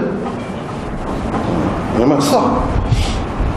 Lagi boleh dari segi nak pakai tu, dari segi nak pakai pengajaran dia tu, kandungan di perbincangan dia tu, dari segi lebih baik itu cerita lain.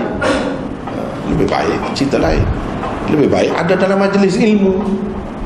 Majlis ilmu itu diberkati oleh Allah SWT, malaikat menudungnya dengan sayap rahmat, orang ahli, orang yang pergi belajar ilmu dan malaikat beristighfar kepadanya sepanjang perjalanan dia nak sampai kepada tempat dia belajar. Itu tak, memanglah ada kelebihan lain. Kalau tidak, dia boleh sambil tidur, boleh sambil meniarak, kata rakaman boleh. Jadi tidak ada unsur-unsur sopan, beradab, jaga, semua itu tak ada. Jadi dari segi kesan yang ingatan pun dia berbeza. Kalau kita tengok sambil lewa dengan kita belajar dengan mengadap gitu, lain. Ya, kesannya majlis itu ada keberkatan. Tapi kalau nak kira dari segi boleh diterima pengajaran itu, boleh dah. Macam-macam kita sekarang ni belajar hadis. Kalau tak belajar dengan orang yang terima bersanad, dia baca hadis, kita kena pakai dah tu. Hadis tu sahih, hadis tu ada dalam kitab yang sahih. Tidak syarat kata orang ni mesti secara rasminya dia ada sanad sampai kepada Rasulullah. Kalau selagi tak ada sanad macam tu, pengajaran dia kita tak boleh pakai. Siapa kata begitu? Tak ada siapa kata begitu. Siapa pun boleh pakai. Cumanya dari segi keberkatan tadilah, dari segi keberkatan kita jaga tradisi ulama-ulama itulah ada beza je. Tapi dari segi nak amal, apa yang orang cerita dalam hadis tidak ada syarat itu. Tidak ada syarat diterima ijazah ke apa. Tak ada syarat. Tak ada syarat tu. Kita tengok di zaman Nabi, di zaman tabi'in, semua tak ada syarat. Dia cerita saja. Orang pakailah kalau betul hadis. Mesti kena pakai. Tak perlu tanya dia ada sanad atau tak ada sanad. Tak perlu. Yang kedua, kelebihan sahabat yang telah ikut serta dalam perang Badar. Selalu disebut, kalau untuk ahli Badar disebut dia ahli Badar. Ini kelebihan ahli Badar. Kita tahu daripada benda-benda macam ni lah. Macam Sa'ad bin Khawlah, suami kepada siapa? Subai'ah tadi. Dia tu ahli Badar. Dia sebut ahli Badar. Kenapa? Kerana itu satu kelebihan. Satu kelebihan. Yang ketiga, sebaik suci dari nifas. Seseorang perempuan boleh berhias diri dan bersolek untuk dilamar. Kalau sebelum itu pun boleh. Sebelum itu, dalam cerita ni, kalau nak kira dalam cerita ni, dia sudah bersolek tu sebelum habis lagi nifas. Tak tahulah, takut nifas dia 2 minggu saja. Kira-kiranya tempoh tu agak lebih lama daripada tu. Kalau macam sekarang ni orang makan ubat mungkin dah makan ubat tu lebih pendek tempohnya. Tapi kalau dalam keadaan biasa macam orang zaman dulu, tempoh dia tu agak lama. Bermakna dia boleh lah, bila sudah halal dia boleh lah. Tak ada dah apa ni kita kata tempoh perkabungan 14 10 hari tu tak kena kepada dia. Tak kena, dia tak terikat dengan yang itu. Bila tak terikat dengan yang itu, walaupun dia masih keluar nifas lagi, dia boleh berhias diri, dia boleh berjanguk untuk dilamar. Boleh. Jadi kita kata rupa-rupanya berjanguk ni ataupun berhias diri ni nak suruh dengan mengharapkan orang yang berkenan kepada kita lah. Ya, itulah yang jelasnya. Sebab orang lelaki tidak tertarik kalau rambut dia tu menggerbang, rambut dia tu bau busuk, tak ada nampak perhiasan langsung, tak tertarik. Sama juga lelaki pun begitu juga, dia nak yang kemas, yang cantik, yang menarik. Sama lah, sebelah tu sebelah ni pun sama. Jadi dah dia boleh kahwin, dah halal dah, walaupun masih lagi keluar nifas itu boleh. Dalam kes ni dia telah berhias diri sebelum dia habis. Begitulah zahirnya. Yang nyatanya begitulah. Sebelum habis nifas lagi boleh. Kalau habis nifas tu lagilah boleh. Dan berhias diri ni boleh. Tidak kata tak boleh nak berhias diri. Berhias diri, jadi orang lelaki tengok, iyalah itu kaedahnya. Bukan nak suruh perempuan tengok. Apa perempuan tengok? Nak kahwin dengan siapa? Dengan lelaki. Biar lelaki tengoklah. Di sini tidak salah. Setengah-setengah tu kalau lelaki tak boleh tunjuk pada lelaki, semua pakai hitam belakang. Hitam ni sebenarnya cara Syiah.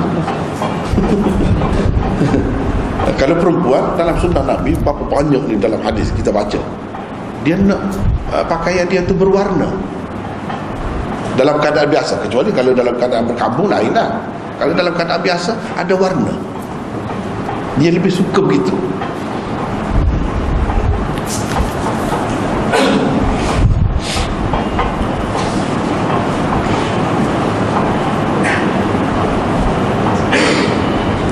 Yang keempat, hubungan mesra di antara golongan lelaki dan perempuan dalam batas-batas yang dibenarkan memang wujud di zaman Nabi SAW. Ia bukan suatu yang dipandang seru oleh masyarakat pada masa itu. Cuba tengok ni, memang tak ada siapa pun kata tak elok kepada Abu Sarabil ke atau kepada Subayyah ke dengan sebab dia pakai pakaian yang cantik ataupun nampak perhiasan dia. Ya, nampak pun dalam batasnya lah. Bukan dia pakai baju tangan pendek, kita kata nampak dia tak pakai gitu. Dia bukan dia pakai t-shirt, dia tak pakai t-shirt, dalam batasnya lah. Jadi perhiasan yang nampak ni mana? Mungkin cincin, mungkin dia pakai inai, mungkin dia pakai celak, mungkin dia pakai bedak di pipi ni, nampak. Ni dalam batas. Muka dan tangan dalam batas itu boleh. Bukan maksudnya nak dedak apa, betis ke apa, tidak, dia melibatkan itu. Itulah maksud dalam batas-batas yang dibenarkan.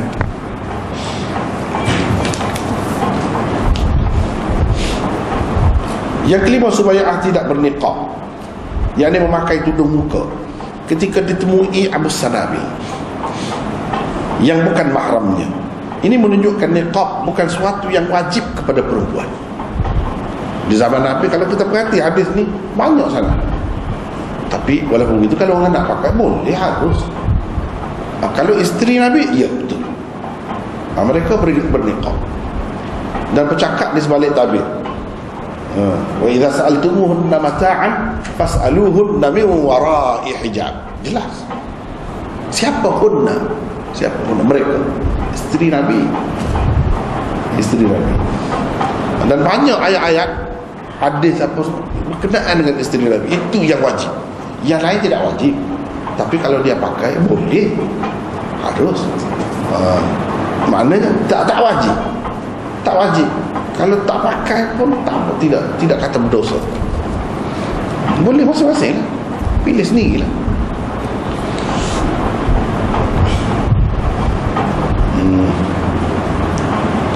Banyak sekali hadis menunjukkan kebanyakan sahabiyat tidak berniqab ketika berhadapan dan berurusan dengan lelaki ajnabi yang ini bukan mahram. Salah satu daripadanya ialah hadis Subayyah yang berada di hadapan anda sekarang. Ini salah satu dalil. Banyak lagi yang lain-lain. Ada perempuan pergi tercegak di hadapan Nabi SAW. Dia serah diri dia kepada Nabi, ikut. Kalau Nabi nak buat dia sebagai isteri pun lagi dia suka, kalau tidak pun dia ikut Nabi. Nabi nak suruh dia macam mana, tapi dia nak kahwin sama macam tu terbukanya. Jadi Nabi kenal, Nabi tengok kata ke bawah, tengok kata ke bawah. Sahabat-sahabat lain pun ada dia kenal, dia tengok sahabat lain tengok. Akhir sekali dan Nabi dia kekiranya Nabi tidak berhajat lah. Sahabat tu kata, kalau Rasulullah SAW tidak berhajat, bagi pada saya lah. Lepas tu dia tengok apa gitu, kenal, bukan kata kamu siapa ya. Kalau pakai tudung tak tahu, tak kenal siapa kamu ni. Tak ada timbul soalan macam tu dalam hadis. Yang ada Nabi tengok kata ke bawah, kata ke bawah. Yang sahabat-sahabat ni pun ada. Banyaklah peristiwa yang macam ni. Ini menunjukkan mereka kenal satu sama lain. Ini Zainab ke, ini siapa ke, dia kenal.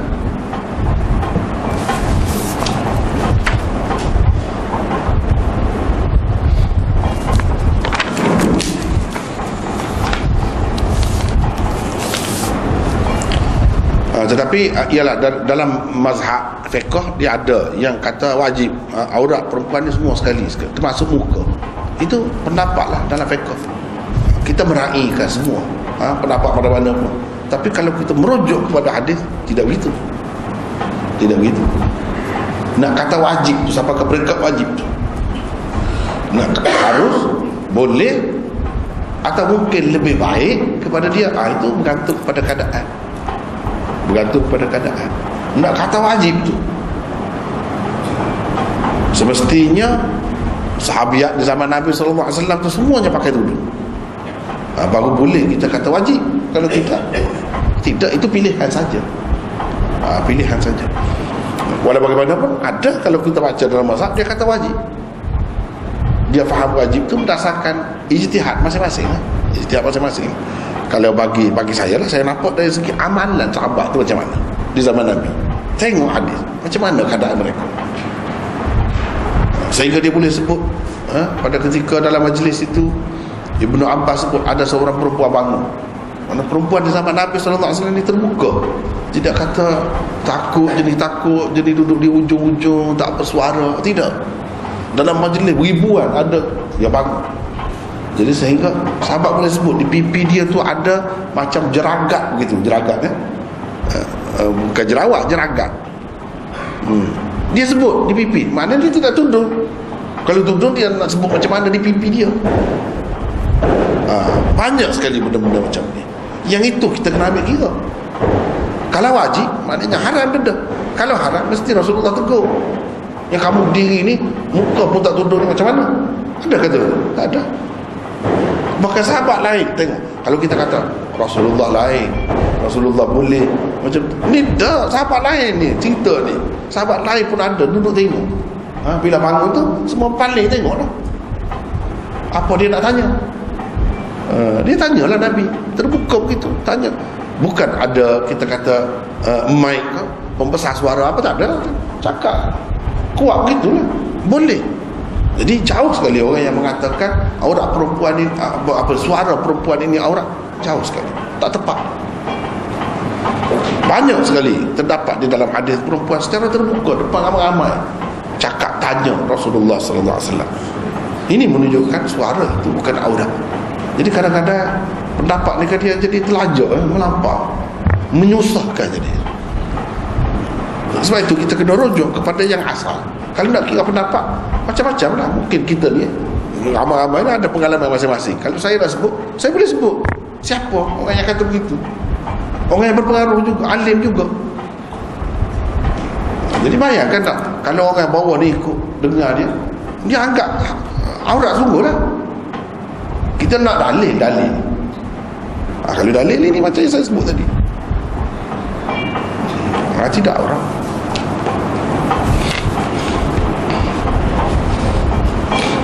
Yang keenam, perempuan yang kematian suami wajib beriddah. Wajib beriddah. Cuma iddah dia macam mana, itu saja berbeza. Iddah dia itu macam mana, itu saja berbeza. Tapi wajib beriddah. Yang ketujuh, iddah perempuan hamil berakhir apabila ia melahirkan kandungannya. Jadi wajib beriddah tu kalau tak ada mai kotor pun, tak ada melahirkan anak. Tadi kita sudah baca ayatnya, dia kena beriddah juga 3 bulan. Iddah tu wajib.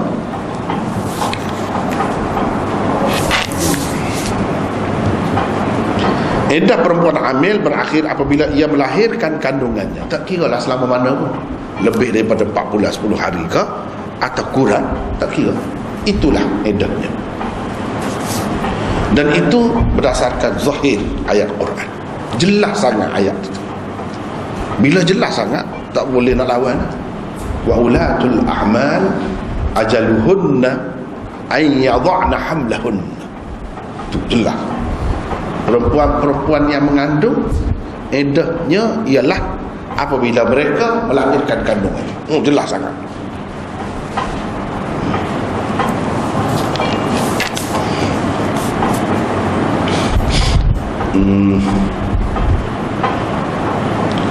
Yang ke-8, iddah perempuan tidak hamil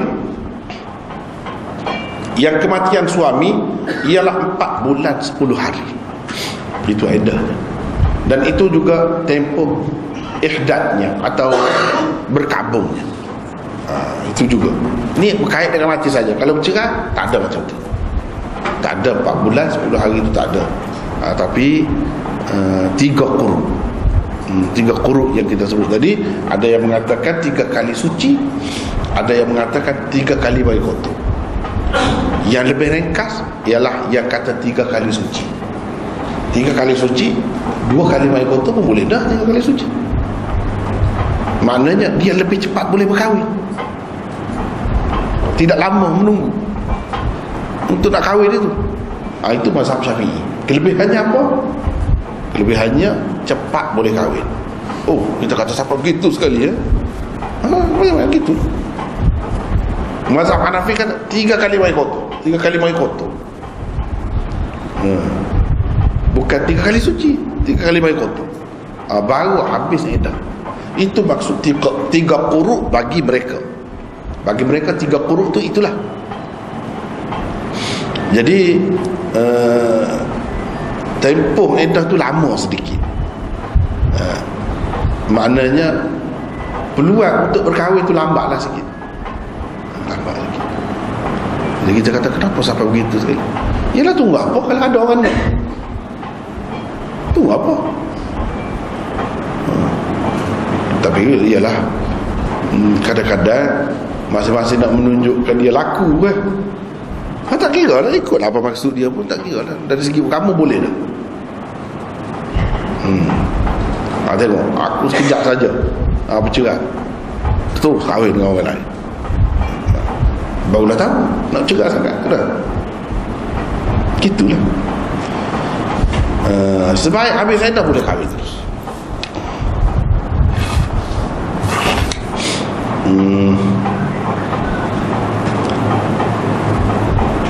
Yang ke-9, sebaik saja melahirkan kandungan dengan sepenuhnya, perempuan yang kematian suami sudah harus berkahwin walaupun belum suci dari nifasnya. Boleh, tapi dengan sempurna. Macam kata tadi lah, kalau kembar kena keluar kedua-dua. Selagi tak keluar tak boleh. Tak boleh. Keluar satu saja, yang satu lagi tak keluar. Tak boleh. Keluar dengan sempurna. Dengan sempurna, atau kalau lekat kan, lekat tak keluar habis. Tak boleh, tidak sempurna. Atau yang pertama tu keluar, yang kedua tu lekat. Dan kita kata lekat, nak kahwin macam mana? Kena sempurna lah. Keluar tu baru boleh. Bila keluar saja, tak ada syarat apa kena mandi dulu ke kena apa dulu, tak ada syarat. Boleh terus kahwin.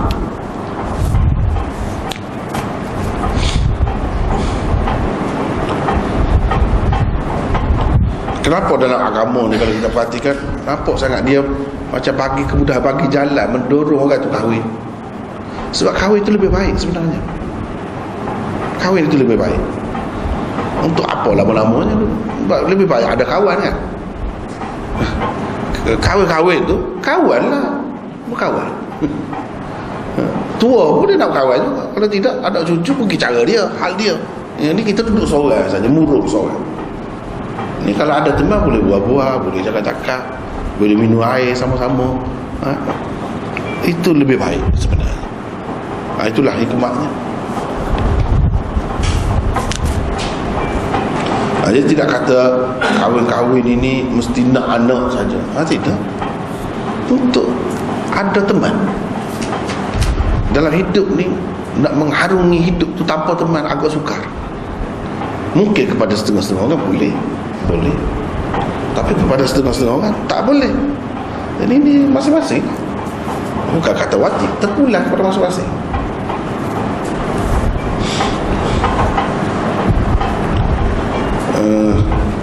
Yang ke-10, perempuan yang sedang beriddah boleh keluar rumah untuk memenuhi apa-apa hajat dan keperluannya.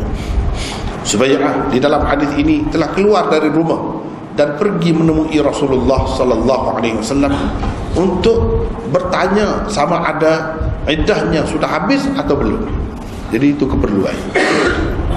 Dalam keadaan dia tak tahu tu, mungkin dia kena berkabung lagi, terutama apabila Abu Sanabil itu bagi pendapat dia itu menimbulkan keraguan lah. Menimbulkan keraguan dia. Tapi boleh keluar rumah jika ada keperluan. Ini dalilnya. Kemudian yang lebih tegas lagi, yang macam saya sebut tadi, ada sahabat pergi ke kebun dia, pergi ambil buah dia, jual apa semua, sebab itu keperluan. Jadi keperluan itu tak sama.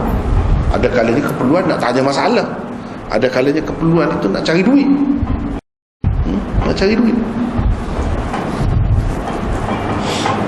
Kita kata kenapa lah tidak orang lain cari duit? Ya, masalah orang ni, keadaan orang ni tidak sama. Tidak sama. Jangan kita fikir ya, semua orang ni ada adik-beradik, ada adik-beradik lelaki, ada abang. Bukan semua orang ni begitu. Jadi ini terpulang kepada masing-masing lah. Agama bagi kepada seseorang tu, dia dengan Allah, dia berurusan dengan Allah, dia lebih tahu mana yang sepatutnya dia buat.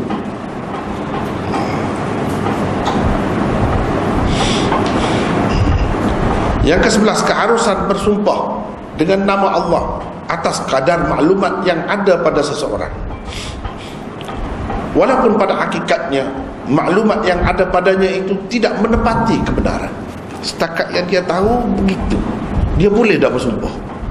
Tidak kata tak boleh bersumpah atas nama Allah. Ini dalam hadis ni juga kita dapat.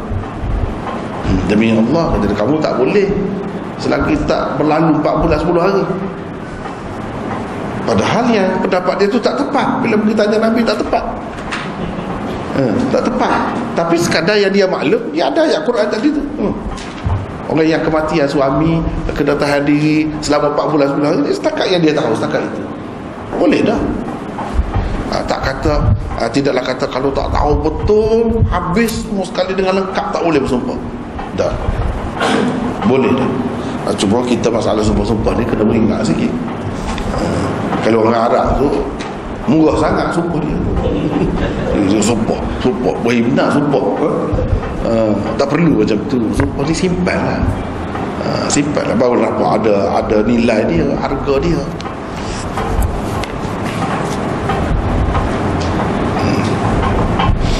Yang ke-12, Subayyah sebenarnya telah mengetahui tentang iddah perempuan hamil yang kematian suami berakhir apabila ia melahirkan kandungannya. Dia sudah tahu dah. Tetapi oleh kerana Abu Sanabil bersumpah dengan nama Allah atas maklumat yang ada padanya, timbullah keraguan di dalam hati Subayyah sehingga mendorongnya pergi menemui Nabi SAW untuk mendapat kepastian. Kalau dia tak tahu lagi, tentu dia tidak berhias. Ini dia berhias. Kira-kiranya dia kira dia sudah habis dah, dia patut dia boleh berhias. Mana dia menunggu orang yang datang melamar dia, dan dia berhias. Kalaulah dia ni masih tak habis lagi iddah, dia kena berkabung. Berkabung tu tak boleh lah dengan cara berjanguk macam tu, menghias diri macam tu. Bila dia buat gitu, kita faham dia sudah tahu. Walaupun tahu, mana tahu takut yang orang yang cerita kepada dia ni lebih kuat lagi, lebih kuat lagi, lebih kukuh dalil dia, mengatasi yang dia tahu tu, mana tahu.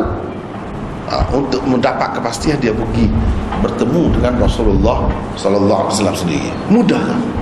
Tidak kata zaman Nabi ni lelaki saja ya mudah pergi berulang-alik pergi berjumpa dengan Nabi. Tidak, perempuan macam tu, dia pergi seorang-seorang, bukan pergi ajak abang dia, keluarga dia, tak, sendiri. Itu cara kan, ada kebebasan, mudah tu kalau macam tu. Setengah orang dia cari yang susah, semua nak susah. Nah, kalau saya tak mahu susah. Sebab apa? Nabi SAW sudah ajar kepada kita, ma khayyara Rasulullah sallallahu alaihi wasallam baina amrayn illa ikhtara aisarahuma.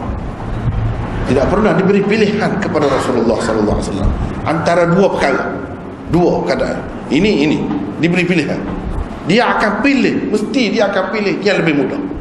Itu caranya. Kenapa kita nak cari yang susah?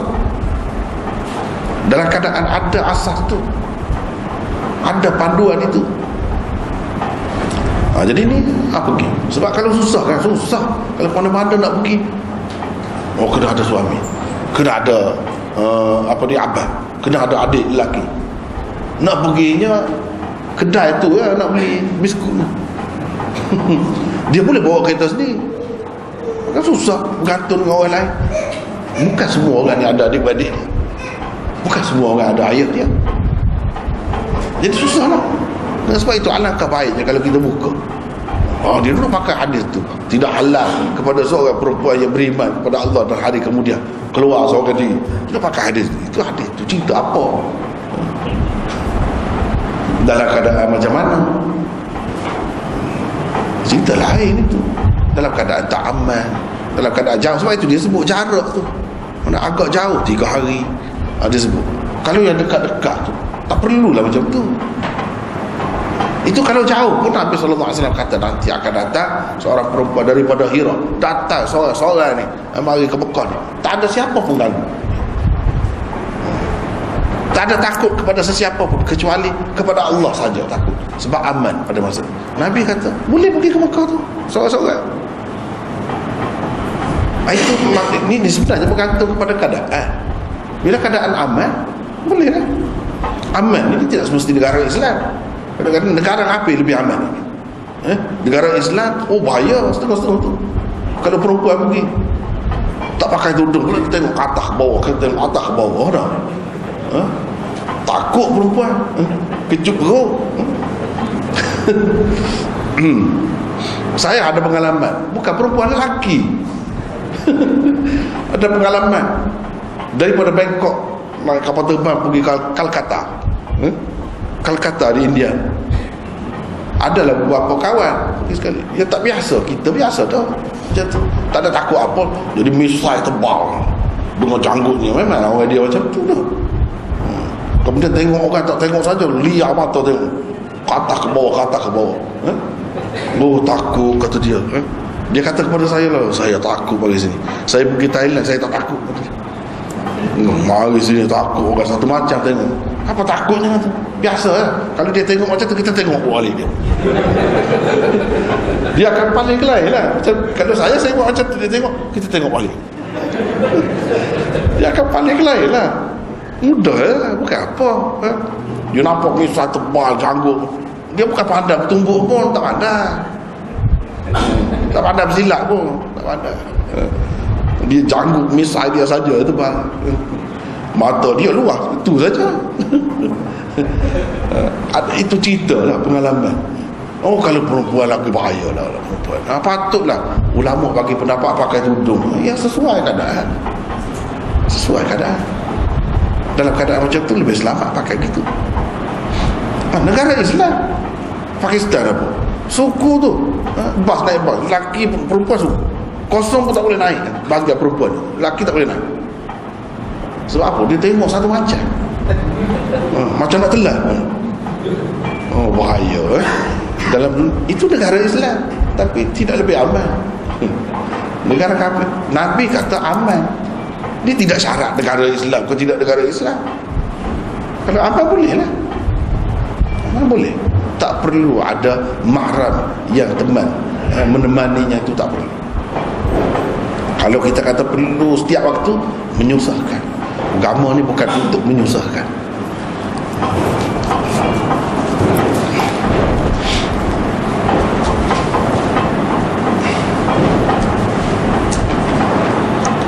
Yang ke-13, untuk mendapat kepuasan dan kepastian, seseorang pelajar elok sekali merujuk kepada guru yang lebih alim dan lebih pakar.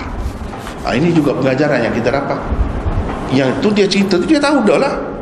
Kamu tak boleh selagi tak habis 4 bulan 10 hari tu. Orang tu tahu lah tu, tapi dia tak puas hati lagi. Ada orang yang lebih tahu, dia pergi kepada Rasulullah. Itu pengajarannya. Kita pun begitu juga. Kalau kita belajar ada tak puas hati, carilah guru lain. Jangan terikat sangat. Yang mana yang memuaskan hati itu, jadi itu cara. Terutama kalau orang tu memang alim. Macam ni dalam cerita Nabi, mana nak boleh lawan dia? Dialah tempat terakhirnya kalau nak rujuk. Dia begitu, jumpa dengan Nabi SAW. Tidak kata pakai betul-betul yang dia cerita. Mana tahu takut salah. Betul lah, memang salah pun. Memang salah pun dia. Yang ke-14, Sa'ad bin Khawlah adalah seorang ahli Badar. Beliau meninggal dunia dalam haji wada ketika istrinya Subay'ah sedang hamil. Tidak lama selepas kematian Sa'ad, Subay'ah melahirkan kandungannya. Cuba tengok, ini pengajarannya apa? Selain daripada ni, kita tahu suami dia dulu, bekas suami dia tu ahli Badar. Kita tahu juga sahabat-sahabat ni dia hidup dalam alam nyata. Cara berfikir, cara hidup mereka realistik, praktikal. Sahabat-sahabat dia bukan hidup dalam lamunan khayalan. Kalau nak kira suami dia ni ahli Badar kan lebih. Apa nak cari Abu Sanabil ni siapa? Nak banding dengan ahli Badar tu? Kira-kiranya kalau masuk syurga pun lebih ahli Badar lah. Lebih ahli Badar lah. Sepatut-patutnya dia tak kahwin lah, baru dapat bersama dengan Abu Sanabil dengan Sa'ad bin Khawlah dalam syurga. Tapi dia kahwin dengan orang yang kurang. Sebab apa? Nak hidup sebelum nak sampai syurga tu berapa puluh tahun lagi dia nak hidup. Jangan kita terlalu ikut perasaan, khayalan. Terlalu nak yang ideal sangat tu sampai susah. Jangan begitu. Ini pengajaran banyak kita dapat. Nak hidup berapa puluh tahun lagi, kita kena fikir itu. Cuba tengok sahabat, dia realistik. Tidak kata tengok orang yang ni lebih, tak boleh lah yang lain mengharapkan dengan dia. Tidak gitu. Sayyidina Abu Bakar, isteri dia Asma binti Umais. Sayyidina Abu Bakar tu kan lebih, siapa tak tahu, lebih lah. Tapi bila Sayyidina Abu Bakar mati, dia kahwin dengan orang lain. Dia kahwin dengan Sayyidina Ali. Sayyidina Ali kurang lagi nak banding dengan Abu Bakar. Dia tak kisah, kahwin. Cuba tengok, orang perempuan senang, mudah saja. Tidak kata duk fikir nak bersama dengan dia surga, dalam surga. Jangan fikir gitu. Fikir nak hidup sekarang ni. Berapa ramai orang tu bila mati suaminya 40 tahun dia hidup dalam susah, tak ada teman, tak ada orang nak bincang, nak bercakap-cakap, nak bersukaria, hidup dalam murung, dalam sedih sepanjang masa. Islam tak suruh macam tu. Ini pengajaran, cuba kita tengok. Ya? Betul? Tak kisah itu. Yang lebih utama ni yang kita nak hidup, nak hadap sekarang. Walaupun kita kata kalau dalam syurga tu tidak isteri Abu Bakar, isteri saya nak Ali kurang kan? Tak kurang juga.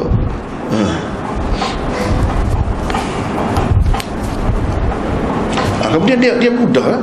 Padahal Asma binti Umais tu sebelum dia berkahwin dengan Abu Bakar, dia berkahwin dengan Ja'far. Dia isteri Ja'far. Ja'far tu adik-beradik lah. Adik-beradik Sayyidina Ali. Maknanya bila abang tak ada, adik pula ambil jadikan isteri. Boleh. Tidak salah. Dia kata apalah, habis bekas isteri abang, aku tak boleh lah. Itu perasaan. Banyak sangat kita ikut perasaan. Dari satu segi baguslah, boleh tolong dia. Boleh tolong dia. Kena fikir dari segi kenyataan. Kenyataan. Bila mati tu, dia tidak kata tunggu, oh ini mati syahid ni, pegang ni Ja'far. Abu Bakar tidak mati syahid macam tu. Jadi kalau mati syahid, baik kita dengan dia lah untuk mengharapkan bersama dengan dia dalam syurga. Dia tak ada. Dia kahwin dengan Abu Bakar pula. Cuba baca sejarah, cuba tengok. Kita nampak sahabat-sahabat ni dia hidup dalam alam nyata, bukan dalam alam khayal. Itulah kesimpulan yang dapat kita buat. Kemudian akhir sekali kata Yunus,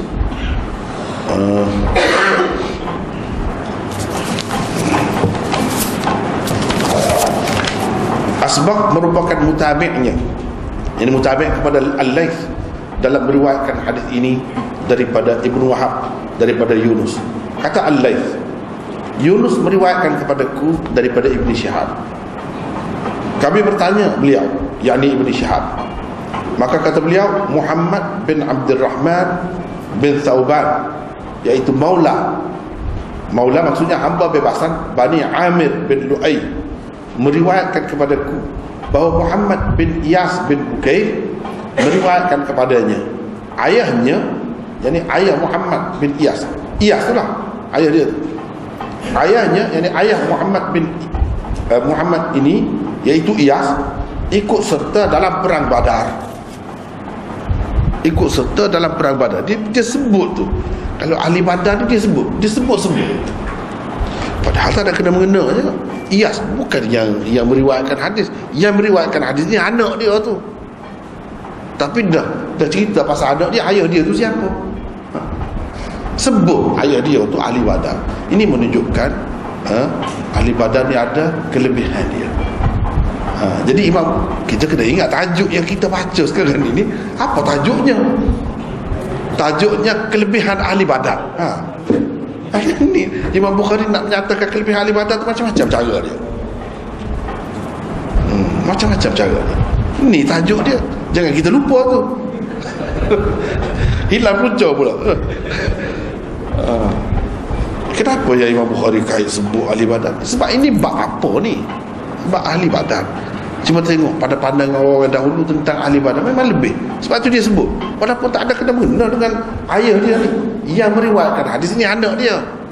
Tapi dah sebut anak, ingatlah kepada ayah tu. Ayah dia tu bukan sembarang orang, bukan sembarangan. Ayah dia tu ahli Badar. Dia sebut. Ini menunjukkan kelebihan ahli Badar lah kalau begitu. Ya, habislah setakat itu. Wallah.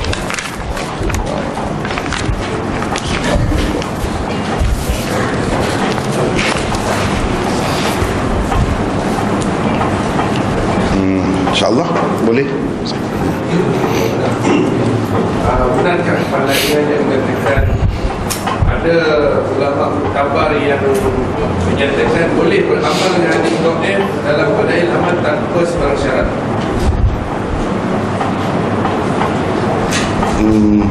Itu soalannya.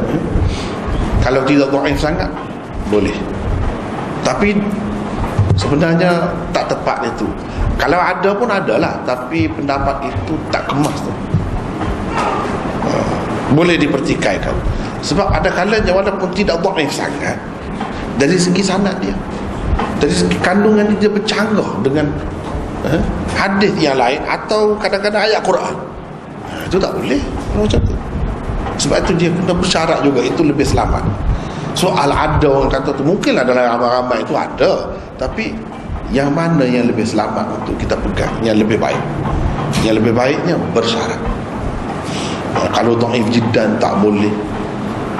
Sebenarnya kalau dhaif, kalau sesuai, ada asas dia yang kokoh, boleh pakai yang dhaif pun. Imam Bukhari sendiri cuba tengok dalam Kitabul Iman, berapa banyak hadis dhaif dia bawa. Tapi dalam tajuk bab dia lah, bukan dalam musnad dia. Sebab asasnya yang kokoh berupa hadis yang sahih, berupa ayat-ayat Al-Quran tu ada. Jadi hadis dhaif itu boleh dipakai untuk akidah sekalipun. Bukan kata hadis dhaif ini untuk fadail saja, tidak. Imam Bukhari pakai untuk akidah. Tapi sebab itu dia ada syarat tu. Yang kata bersyarat itulah lebih baik, lebih selamat. Kalau tanpa syarat ni, misalnya kalau macam tadi bercanggah, boleh pakai juga, itu tak kena tu, tak kena tu. Itulah. Ya.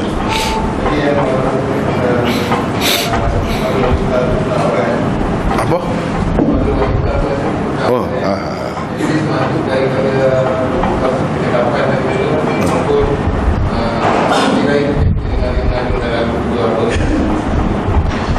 dia, kalau selagi benda tu tidak haram,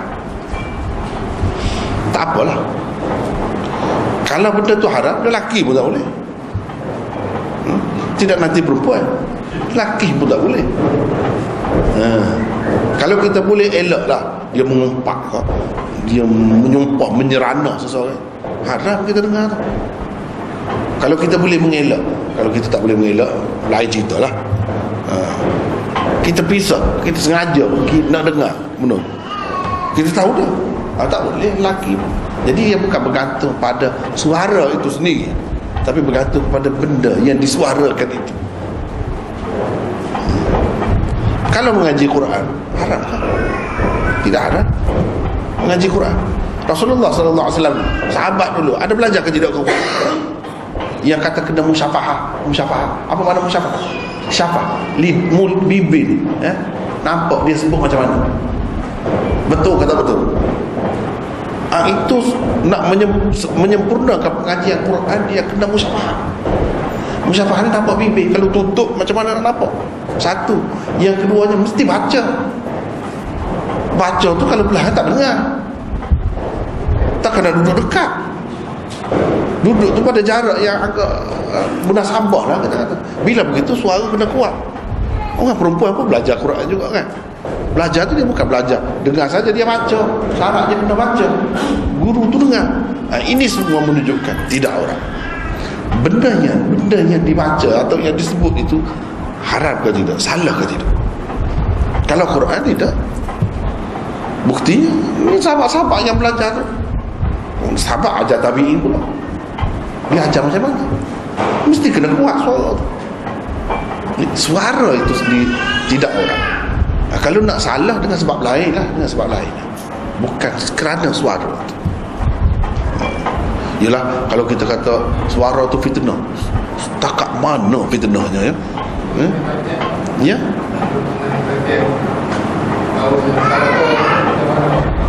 Berkawan, bercakap-cakap. Apa? Tak dengar. Nak menarik perhatian. Macam tadi cakap, masih dalam batasnya boleh.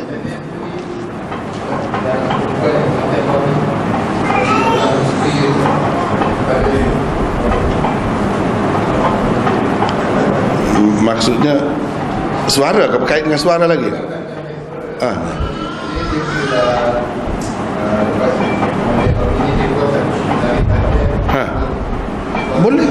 Boleh. Tidak salah. Tidak salah lagi. Dalam batas tu tidak salah lagi.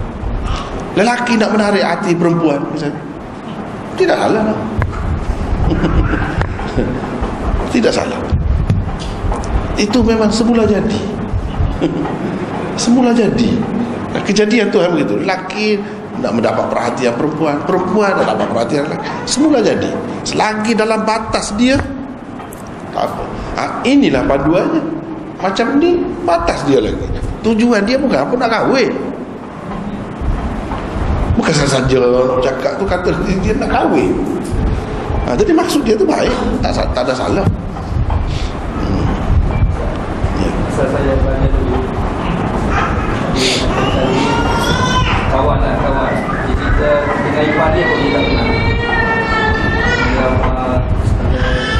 Dia kaki kepala tak kuasa lah. Maknanya terlalu syadik sangat sampai dengan ipar dia pun dia tak kenal.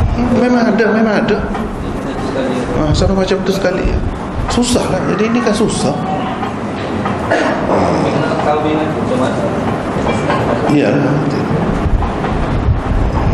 Banyaklah kadang-kadang orang telajak, dia telajak tu. Dia nak agama tapi telajak. Yang telajak tu tak kena lah. La taghlu fi dinikum, dalam Quran kata. Jangan kamu melampau dalam agama. Melampau tak boleh. Telajak. Relax lah, kamu ni relax. Jangan sibuk-sibuk sangat. Relax. Macam mana? Selagi boleh-boleh lah. Gitu. Jangan kita ambil yang membawa ketegangan, yang membawa berasa hati mana-mana pihak dan menyebabkan jadi tidak mesra. Jangan gitu. Banyak lagi pendapat-pendapat itu, terutama kalau macam ni bukan pendapat ni, amalan sahabat ni lagi kuat lah, lagi kuat. Ya. Tak ada lah, setakat itu lah.